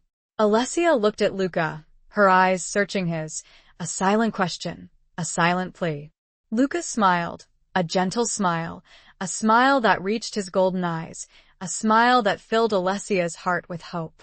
"We'll go together," he said. Somewhere safe. Somewhere we can start over. Somewhere we can build a new life." He reached out and took Alessia's hand, his fingers interlacing with hers, a gesture of love, of commitment, of a future yet to be written. The night was filled with uncertainty, with danger, with the unknown, but in that small, secluded safe house, surrounded by the aftermath of violence and betrayal, a new beginning was dawning, a new hope was emerging, a new love was blossoming, a love that would guide them, protect them, sustain them, as they journeyed into the unknown, together. Chapter 14. The Heart's Reckoning. The journey was arduous, a clandestine flight across borders, using false identities and relying on Luca's network of contacts, remnants of a life he was desperately trying to leave behind.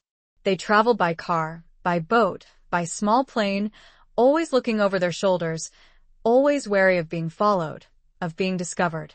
They finally reached their destination, a small, remote village on the coast of Italy, a place far removed from the chaos and violence of New York, a place where they hoped to find peace, to find refuge, to start anew. The village was picturesque, a cluster of whitewashed houses nestled on a hillside overlooking the turquoise waters of the Mediterranean. The air was warm and fragrant, filled with the scent of salt and wildflowers. The people were friendly and welcoming, their lives simple and unhurried. Luca had arranged for them to stay in a small villa, hidden amongst olive groves and vineyards, overlooking the sea. It was rustic but charming, with a terracotta roof, whitewashed walls, and a small garden filled with flowers and herbs. They settled into their new life, slowly, cautiously, trying to shed the fear and the paranoia that had become their constant companions. They adopted new names, new identities, trying to blend in, to become part of the community. Alessia found solace in her art, setting up a small studio in a corner of the villa, losing herself in the vibrant colors and textures of the Mediterranean landscape. She painted the sea, the sky, the flowers, the ancient ruins that dotted the coastline, finding a sense of peace, a sense of healing, in the creative process. Luca found work as a fisherman, joining a small crew that sailed out each morning to cast their nets, returning in the evening with their catch. He found satisfaction in the physical labor, in the rhythm of the sea, in the camaraderie of his fellow fishermen. Isabella, still recovering from the trauma she had endured, found comfort in the simple routines of village life.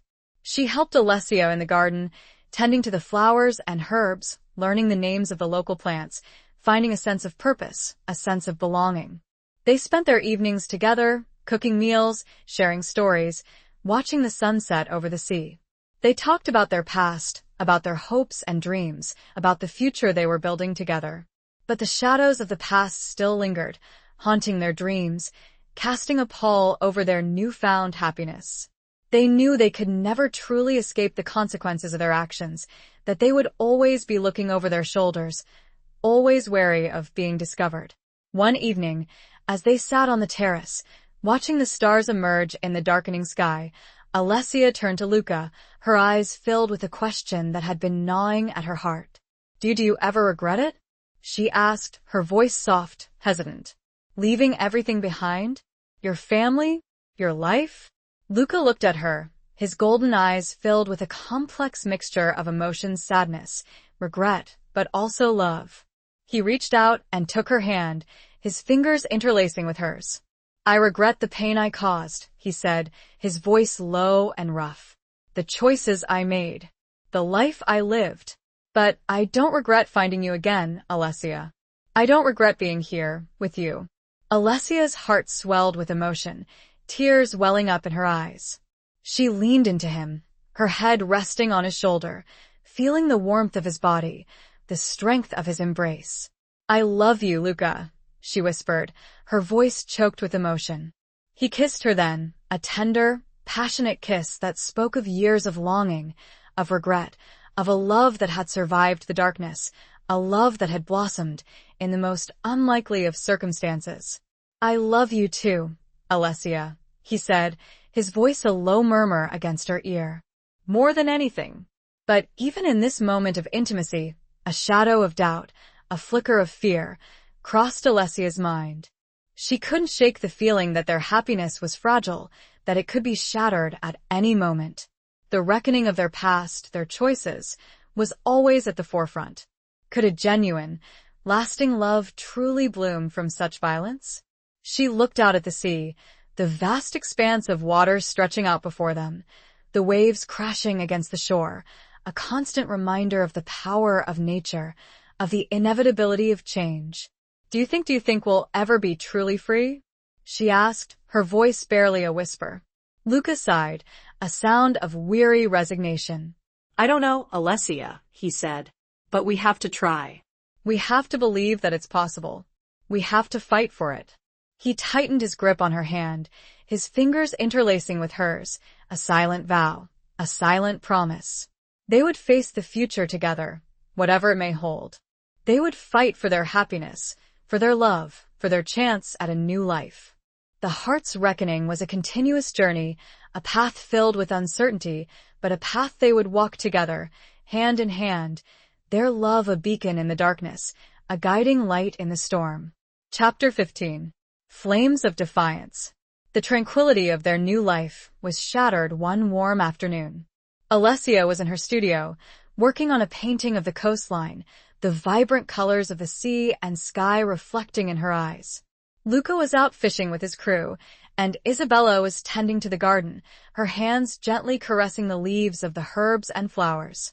A sudden, sharp sound broke the stillness, the screech of tires, the slamming of car doors. Alessia's heart leaped into her throat. She knew, instinctively, that something was wrong. She rushed to the window, her breath catching in her chest. A black car, sleek and ominous, was parked in front of the villa. Several men, dressed in dark suits, were emerging from the vehicle, their faces grim, their eyes scanning the surroundings. They were Moretti men. Alessia recognized them instantly, the familiar faces of her uncle's loyalists, the men who had enforced her family's rule, the men who had carried out their dirty work. How had they found them? Who had betrayed them? The questions raced through Alessia's mind, a whirlwind of fear and confusion. She ran to Isabella, grabbing her arm, her voice urgent. "We have to go," she said. "Now." Isabella's eyes widened in terror, her face paling. She understood immediately. The past had caught up with them. They slipped out of the back door of the villa, running through the garden, their hearts pounding in their chests. They headed towards the olive groves, seeking shelter amongst the trees, hoping to escape the watchful eyes of the Moretti men. But the men were quick, efficient, relentless. They had been trained to hunt, to track, to capture. They spread out, searching the grounds, their voices echoing through the stillness of the afternoon. "They're here," one of the men shouted. "Find them." Alessia and Isabella ran faster, their breath coming in ragged gasps, their legs burning with exertion. They could hear the men closing in, their footsteps pounding on the ground, their voices growing louder, closer. They reached the edge of the olive grove, a steep cliff overlooking the sea. There was nowhere else to go. They were trapped. They turned to face their pursuers, their backs to the cliff, their eyes filled with a mixture of fear and defiance. The men approached them, their weapons drawn, their faces grim, their intentions clear. "It's over, Alessia," one of the men said, his voice cold and menacing. "Your uncle wants you back. He wants to talk." Alessia knew what that meant. It meant torture. It meant death. It meant the end of their fragile, newfound happiness. "I'm not going back," Alessia said, her voice firm, betraying none of the terror that churned within her. "I'm not a Moretti anymore." The men laughed, a cruel, mocking sound. "You can't escape your blood, Alessia," one of them said. "You're one of us. Always." Suddenly, a figure emerged from the trees, a figure Alessia recognized instantly. Luca. He had returned from fishing, alerted by the commotion, his face a mask of fury, his eyes blazing with a fierce, protective rage. He charged at the men, his fists flying, his body a weapon. He fought with the ferocity of a cornered animal, defending his love, defending his new life, defending his freedom. Alessia and Isabella joined the fight, using whatever they could find as weapons: rocks, sticks, their bare hands. They were outnumbered, outgunned, but they fought with a desperate courage, a fierce determination to survive. The fight was brutal, chaotic, a whirlwind of violence. Punches were thrown, kicks landed, bodies collided. The air was filled with the sounds of grunts, groans, the thud of flesh against flesh. Luca fought with a skill and a ferocity that Alessia had never seen before. He was a force of nature, a whirlwind of destruction, taking down one man after another. But there were too many of them. They overwhelmed him, surrounding him, beating him, kicking him, their weapons striking him again and again. Alessia screamed, her heart breaking as she watched Luca fall to the ground, his body battered and bruised, his face covered in blood. The men turned their attention back to Alessia and Isabella, their faces twisted with a cruel satisfaction. They had won. But then, something unexpected happened. From the village, a group of people emerged, running towards the villa, their faces filled with anger, their voices raised in protest. The fisherman Luca's crew, the villagers, the people who had welcomed them into their community, the people who had become their friends. They had seen the commotion, they had heard the screams, and they had come to help. They were armed with whatever they could find: fishing knives, tools, sticks, stones. They charged at the Moretti men, a wave of righteous fury, a force of nature unleashed. The Moretti men, surprised by the sudden attack, were caught off guard. They were outnumbered, outmatched, overwhelmed by the sheer force of the villagers' anger. The fight continued, but the tide had turned. The villagers, fueled by their loyalty to Luca, by their sense of justice, by their outrage at the intrusion into their peaceful community, fought with a ferocity that the Moretti men couldn't match. One by one, the Moretti men fell, defeated, subdued, their weapons taken from them, their power broken. The flames of defiance, ignited by Alessia and Luca, had spread to the entire village, a conflagration of resistance against the darkness that had threatened to consume them. The quiet, peaceful village had become a battlefield, a testament to the power of community, of loyalty, of the human spirit's ability to fight for what is right, to protect what is precious, to defend what is loved. Chapter 16. A Pact Forged in Darkness. The Moretti men, battered and bruised, were rounded up by the villagers, their weapons confiscated, their threats silenced. The police, summoned by one of the fishermen, arrived to take them into custody, their black car a stark reminder of the world Alessia and Luca had tried to escape. Luca, though injured, was conscious, his golden eyes filled with a mixture of pain and gratitude as he looked at Alessia, at Isabella, at the villagers who had come to their rescue. He had found a new family, a new loyalty, a new home.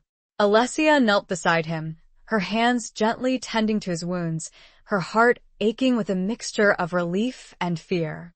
"You're going to be okay," she whispered, her voice choked with emotion. Luca smiled weakly, his hand reaching out to touch her face, his fingers tracing the line of her jaw. "We're all going to be okay," he said, his voice hoarse. Isabella stood nearby, her eyes filled with tears, her body trembling with the aftermath of the violence.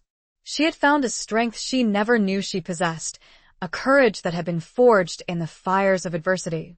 The villagers, their faces grim but determined, surrounded them, a protective circle of solidarity, a testament to the power of community, of belonging. They had stood up to the Moretti clan, they had defended their own, they had shown that even in the darkest of times, hope and courage could prevail. As the sun began to set, casting a golden glow over the sea, Alessia, Luca, and Isabella sat on the terrace of the villa, their bodies aching, their minds reeling from the events of the day. They were safe for now, but they knew the threat remained. Salvatore Moretti would not give up so easily. He would seek revenge. He would continue to hunt them. He would never let them rest. They had a decision to make. They could continue to run, to hide, to live in fear. Or they could fight back. They could take the battle to Salvatore. They could expose his crimes. They could end his reign of terror once and for all. It was a dangerous choice, a risky proposition, but they knew they had no other option. They couldn't live their lives looking over their shoulders, constantly afraid, constantly running. They had to stand their ground. They had to fight for their freedom, for their future. "We have to go back to New York," Alessia said, her voice firm, her eyes filled with a steely determination. Luca and Isabella looked at her, their expressions a mixture of surprise and apprehension. They knew the dangers, the risks, the potential consequences. But they also knew that Alessia was right. "It's the only way," Luca said, his voice grim. "We have to finish this. Once and for all." Isabella nodded, her eyes filled with a newfound resolve. "I'm with you," she said. "I'm not afraid anymore." They made a pact, a silent vow, a promise to each other, to Antonio, to all those who had suffered under the Moretti clan's rule. They would return to New York, they would confront Salvatore, they would expose his crimes, they would bring him to justice. They knew it wouldn't be easy. They knew they would be facing a powerful and ruthless enemy, an enemy who had the resources, the connections, the will to destroy them. But they were not alone. They had each other, they had O'Connell, they had the evidence they had gathered, and they had the burning desire for justice, for revenge, for freedom. They spent the next few days preparing for their return, making plans, gathering information, contacting O'Connell, arranging for their clandestine journey back to the heart of darkness. They knew they were walking into a trap, that Salvatore would be waiting for them, that he would be prepared for their arrival. But they were ready. They were prepared to fight, to risk everything, to end the cycle of violence and betrayal that had plagued their lives for so long. As they prepared to leave the villagers gathered to say goodbye, their faces filled with a mixture of sadness and pride. They had come to love Alessia, Luca, and Isabella. They had welcomed them into their community. They had shared their lives with them. "Be careful," one of the fishermen said, his voice filled with concern. "And come back to us. This is your home now." Alessia smiled, her eyes filled with tears. "We will," she said. "We promise." They embraced the villagers one by one, their hearts filled with gratitude, with affection, with a sense of belonging that they had never known before. They were leaving a part of themselves behind, a part of their hearts, but they were also taking a part of the village with them, a part of its spirit, its courage, its resilience. As they drove away, the sun setting behind them, casting long shadows over the landscape, they knew they were embarking on a dangerous journey, a journey into the unknown, a journey that would test their courage, their loyalty, their love. But they were not afraid. They were ready. They were a team. They were a family. And they would face the darkness together. The pact was forged, not in blood, but in something stronger, a shared commitment to justice, a shared love, a shared hope for a future free from fear. Chapter 17. The Gathering Storm. Their return to New York was shrouded in secrecy, a clandestine operation orchestrated with the help of O'Connell and a network of contacts who were sympathetic to their cause. They slipped into the city unnoticed, ghosts returning to haunt the living, their presence a whispered rumor, a threat lurking in the shadows. They established a base of operations in a small, nondescript apartment in a quiet neighborhood, far from the opulent mansions and the bustling streets of the Moretti territory. It was a stark contrast to the villa in Italy, but it was safe, secure, a place where they could plan their next move, prepare for their final confrontation with Salvatore. O'Connell provided them with updates on the situation. Salvatore was furious, enraged by their escape, by the defiance of the villagers, by the exposure of his criminal activities. He had lost face, he had lost power, and he was determined to regain it, to crush anyone who stood in his way. "He's pulling out all the stops," O'Connell said, his voice grim. "He's hired mercenaries, assassins, he's bribing officials, he's doing everything he can to find you, to silence you." Alessia, Luca, and Isabella knew they were walking into a war zone, that they were outnumbered, outgunned, outmaneuvered. But they were not deterred. They had come too far, they had sacrificed too much, to turn back now. They spent their days and nights poring over Antonio's files, searching for any weakness, any vulnerability, any leverage they could use against Salvatore. They discovered that Salvatore had been embezzling money from the family's legitimate businesses, skimming profits, hiding assets, preparing for his own escape, his own retirement. He had been betraying his own family, his own clan, for his own personal gain. He was a hypocrite, a liar, a thief, as well as a murderer. This was the information they needed, the weapon they could use to bring him down. They shared their findings with O'Connell, providing him with the evidence, the documents, the proof he needed to expose Salvatore's crimes, to shatter his image, to destroy his reputation. O'Connell prepared another article, a devastating expose that would reveal Salvatore's treachery, his betrayal of his own family, his violation of the sacred code of the Mafia. It was a risky move, a dangerous gamble, but O'Connell was a fearless journalist, a man dedicated to truth and justice, a man who was willing to risk everything to expose the powerful, to protect the weak. As they waited for O'Connell to publish the article, the tension in the apartment grew thicker, the air heavy with anticipation, with dread. They knew that Salvatore would retaliate, that he would strike back with all his force, that he would stop at nothing to silence them.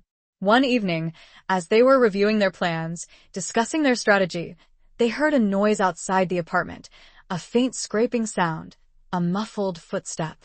They froze, their senses on high alert, their hearts pounding in their chests. Luca grabbed his weapon, his eyes scanning the windows, the door, his body tensed, ready to spring into action. Alessia and Isabella huddled together, their faces pale, their eyes wide with fear. Suddenly, the door burst open, splintering wood flying across the room. Several men, armed with guns, stormed into the apartment, their faces masked, their intentions clear. They were Salvatore's men. They had found them. Chaos erupted. Gunfire, shouts, screams. Alessia, Luca, and Isabella fought back, defending themselves, their lives hanging in the balance. Luca, with his experience and his training, was a formidable opponent, taking down two of the men with swift, precise movements. Alessia and Isabella, though less experienced, fought with a desperate courage, a fierce determination to survive. But the men were relentless, their numbers overwhelming. They were trained killers, mercenaries hired by Salvatore to eliminate his enemies. Luca was shot in the shoulder, the bullet piercing his flesh, sending a searing pain through his body. He staggered, his weapon slipping from his grasp, his strength failing him. Alessia screamed, her heart breaking as she saw Luca fall. She rushed to his side, shielding him with her body, her own weapon firing at the attackers, her tears blurring her vision. Isabella, seeing Luca down, seeing Alessia in danger, picked up Luca's fallen weapon, her hands trembling, her eyes filled with a fierce, unwavering resolve. She fired at the remaining men, her aim surprisingly accurate, her shots finding their targets. The men, caught off guard by Isabella's sudden attack, faltered, their momentum broken. Two of them fell, their bodies crumpling to the floor. The remaining man, seeing his comrades down, panicked. He turned and fled, disappearing into the night. The apartment was a scene of devastation. Furniture was overturned, windows were shattered, blood stained the floor. The air was thick with the smell of gunpowder, the silence broken only by the sound of Luca's labored breathing, Alessia's sobs, Isabella's trembling gasps. The storm had gathered, the battle had been joined, and the outcome was uncertain. They had survived the attack, but they were wounded, vulnerable, their situation more precarious than ever. They were trapped in a deadly game, a game of cat and mouse, a game where the stakes were life and death. Chapter 18. Crossroads of Fate. Alessia frantically tended to Luca's wound, her hands trembling as she pressed a cloth against the bleeding shoulder, her heart pounding with fear, her mind racing with desperate thoughts. The bullet had gone through, thankfully, but he had lost a significant amount of blood, his face pale, his breathing shallow. "We need to get him to a hospital," Alessia said, her voice choked with emotion, her eyes filled with a desperate plea. Isabella shook her head, her face grim, her eyes filled with a steely resolve. "We can't," she said. "It's too dangerous. Salvatore has eyes everywhere. They'll be waiting for us." They were trapped, cornered, their options dwindling. They couldn't stay in the apartment, it was too exposed, too vulnerable. But they couldn't take Luca to a hospital, it was too risky, too dangerous. Alessia remembered a contact, a doctor, a woman who had once been affiliated with the Moretti family, but had since broken away, disillusioned by their violence, their corruption. She had a small, private clinic hidden in a quiet neighborhood, a place where she treated those who couldn't go to hospitals, those who lived on the fringes of society. It was a long shot, a desperate gamble, but it was their only hope. "I know someone," Alessia said, her voice filled with a newfound determination. "A doctor. She might be able to help us." Isabella looked at her, her eyes searching hers, assessing the risk, weighing the options. She nodded slowly, her expression grim. We have no choice, she said. We have to try. They contacted the doctor, using a secure phone line, explaining their situation, pleading for help. The doctor, though hesitant at first, agreed to see them, to treat Luca's wound, to provide them with shelter. They managed to get Luca out of the apartment, supporting his weight between them, their bodies aching, their minds racing. They moved through the back streets, avoiding the main thoroughfares, their senses on high alert, their eyes scanning the shadows, wary of being followed, of being ambushed. They reached the clinic, a small, unassuming building, its windows dark, its entrance hidden in an alleyway. The doctor, a middle-aged woman with kind eyes and a weary expression, was waiting for them. She ushered them inside, her movements quick, efficient, professional. She examined Luca's wound, her face grim, her hands steady. He's lost a lot of blood, she said. But he'll survive. I can treat him here, but it will be risky. If Salvatore finds out we understand, Alessia said, her voice firm. We'll take the risk. The doctor nodded, her eyes filled with a mixture of compassion and resignation. She had seen too much violence, too much suffering in her life. But she had also seen courage, resilience, the human spirit's ability to endure, to heal, to fight back. She began to treat Luca's wound, cleaning it, stitching it, bandaging it. Alessia and Isabella watched, their hearts aching with worry, their minds filled with a desperate hope. As the doctor worked, Alessia reflected on their journey, on the choices they had made, on the crossroads they had reached.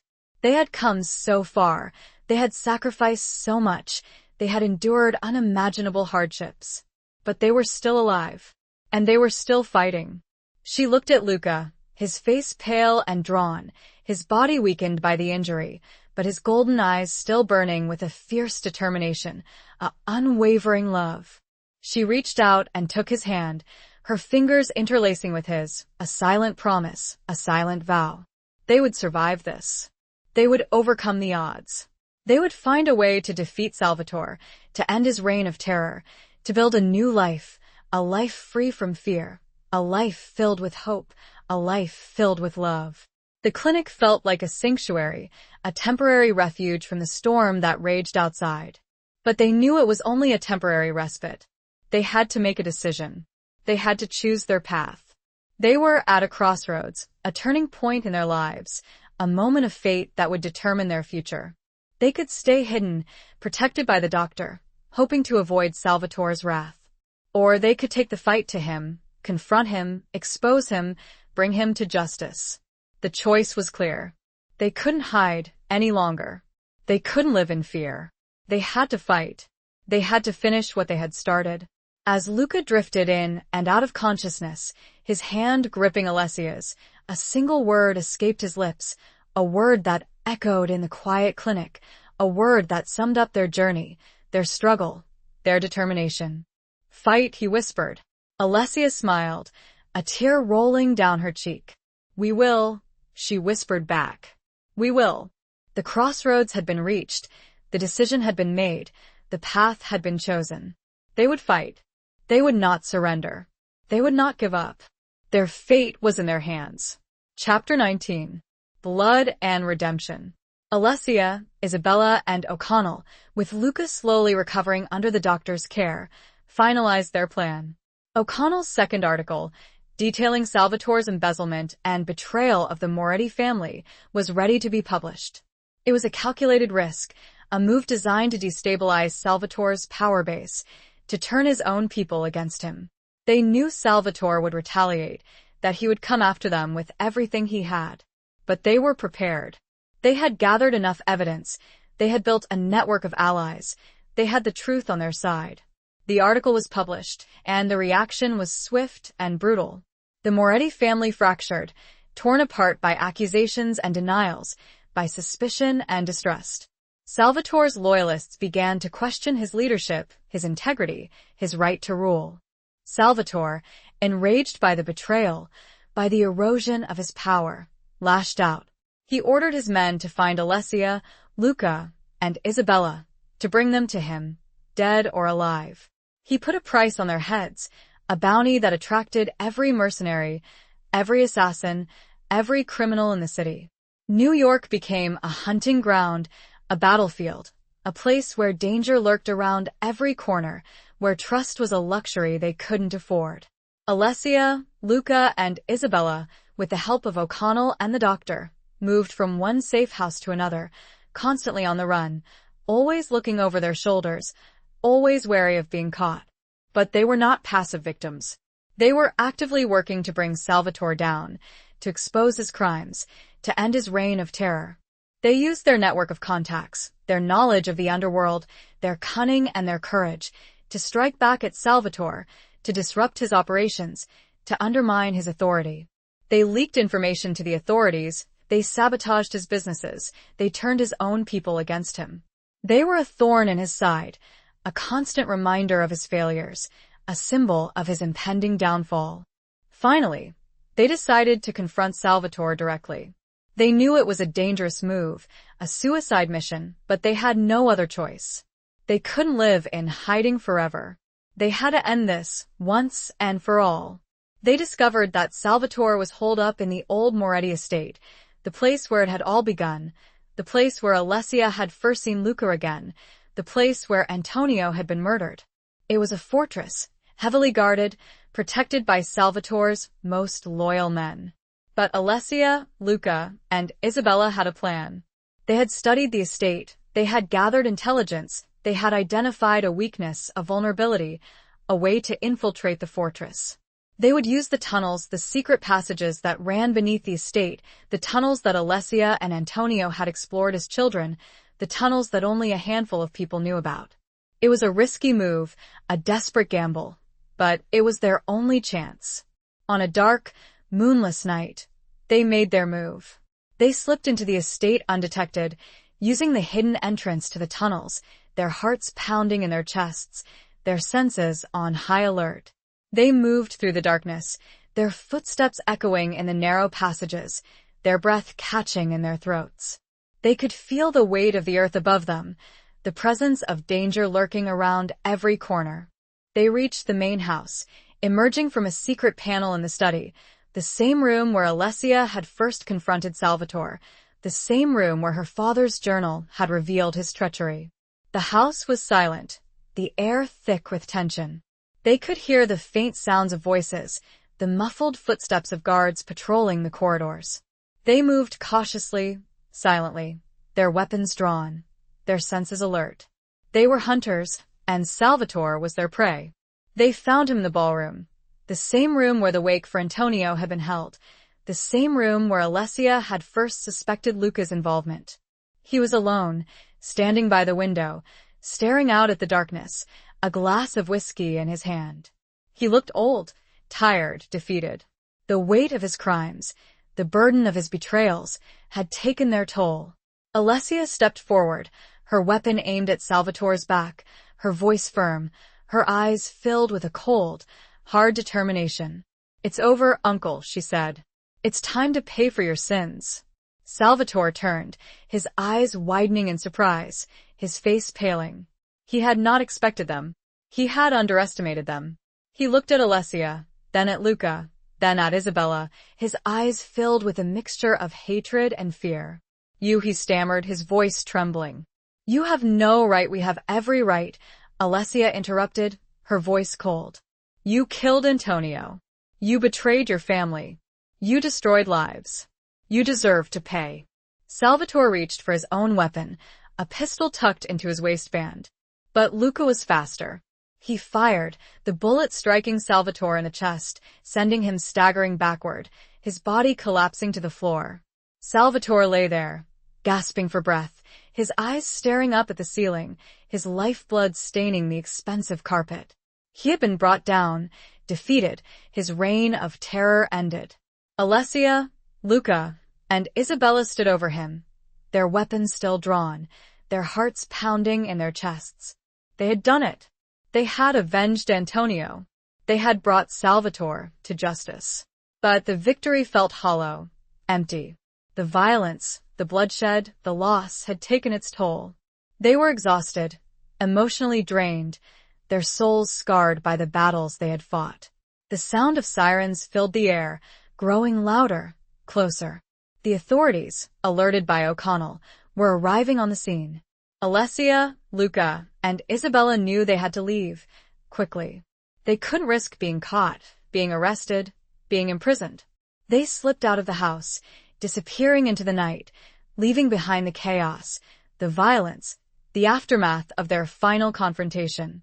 The blood had been spilled, the redemption sought, the price paid.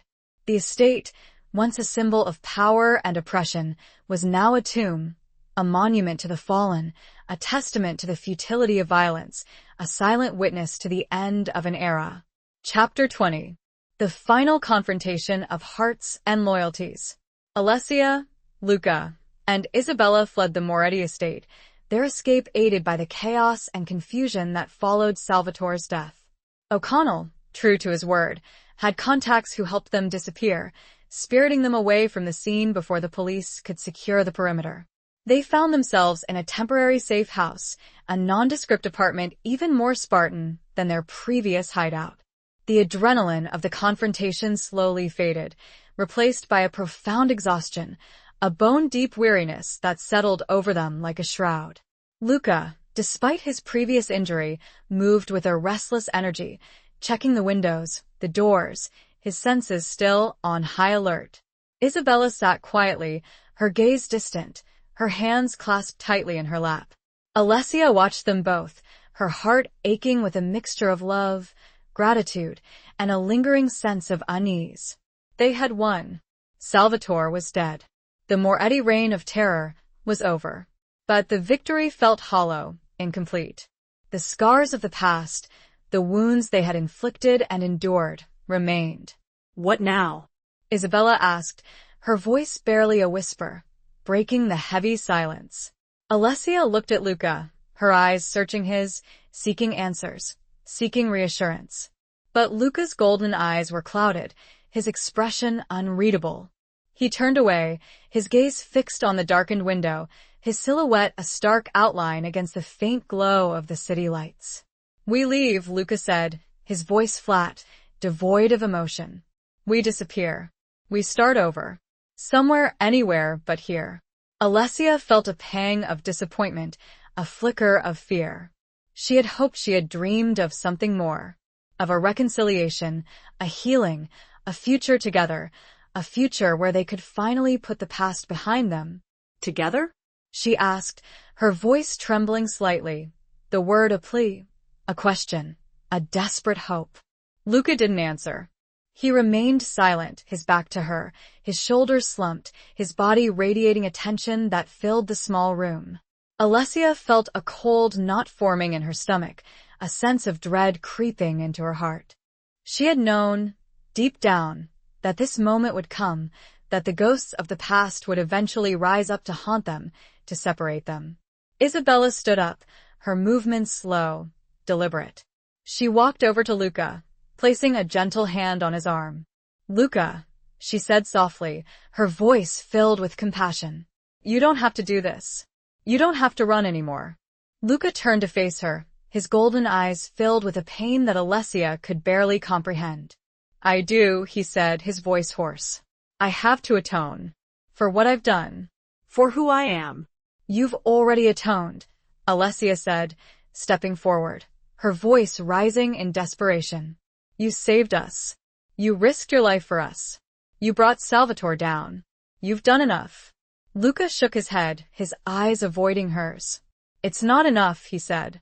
"It will never be enough. I'm tainted. I'm stained with the blood of my past. I can't ask you to share that burden. I can't ask you to live with that darkness. But I love you," Alessia cried, tears welling up in her eyes, her voice breaking with emotion. "And I forgive you. We forgive you." Luca finally looked at her, his golden eyes filled with a love that was both heartbreaking and undeniable. He reached out and touched her face, his fingers tracing the line of her cheek, his touch gentle, tender, filled with a longing that mirrored her own. "I love you too, Alessia," he said, his voice a low whisper. "More than anything. But that's why I have to go. I have to protect you. From me." He turned to Isabella, his expression softening. "You too, Isabella," he said. "You deserve a better life.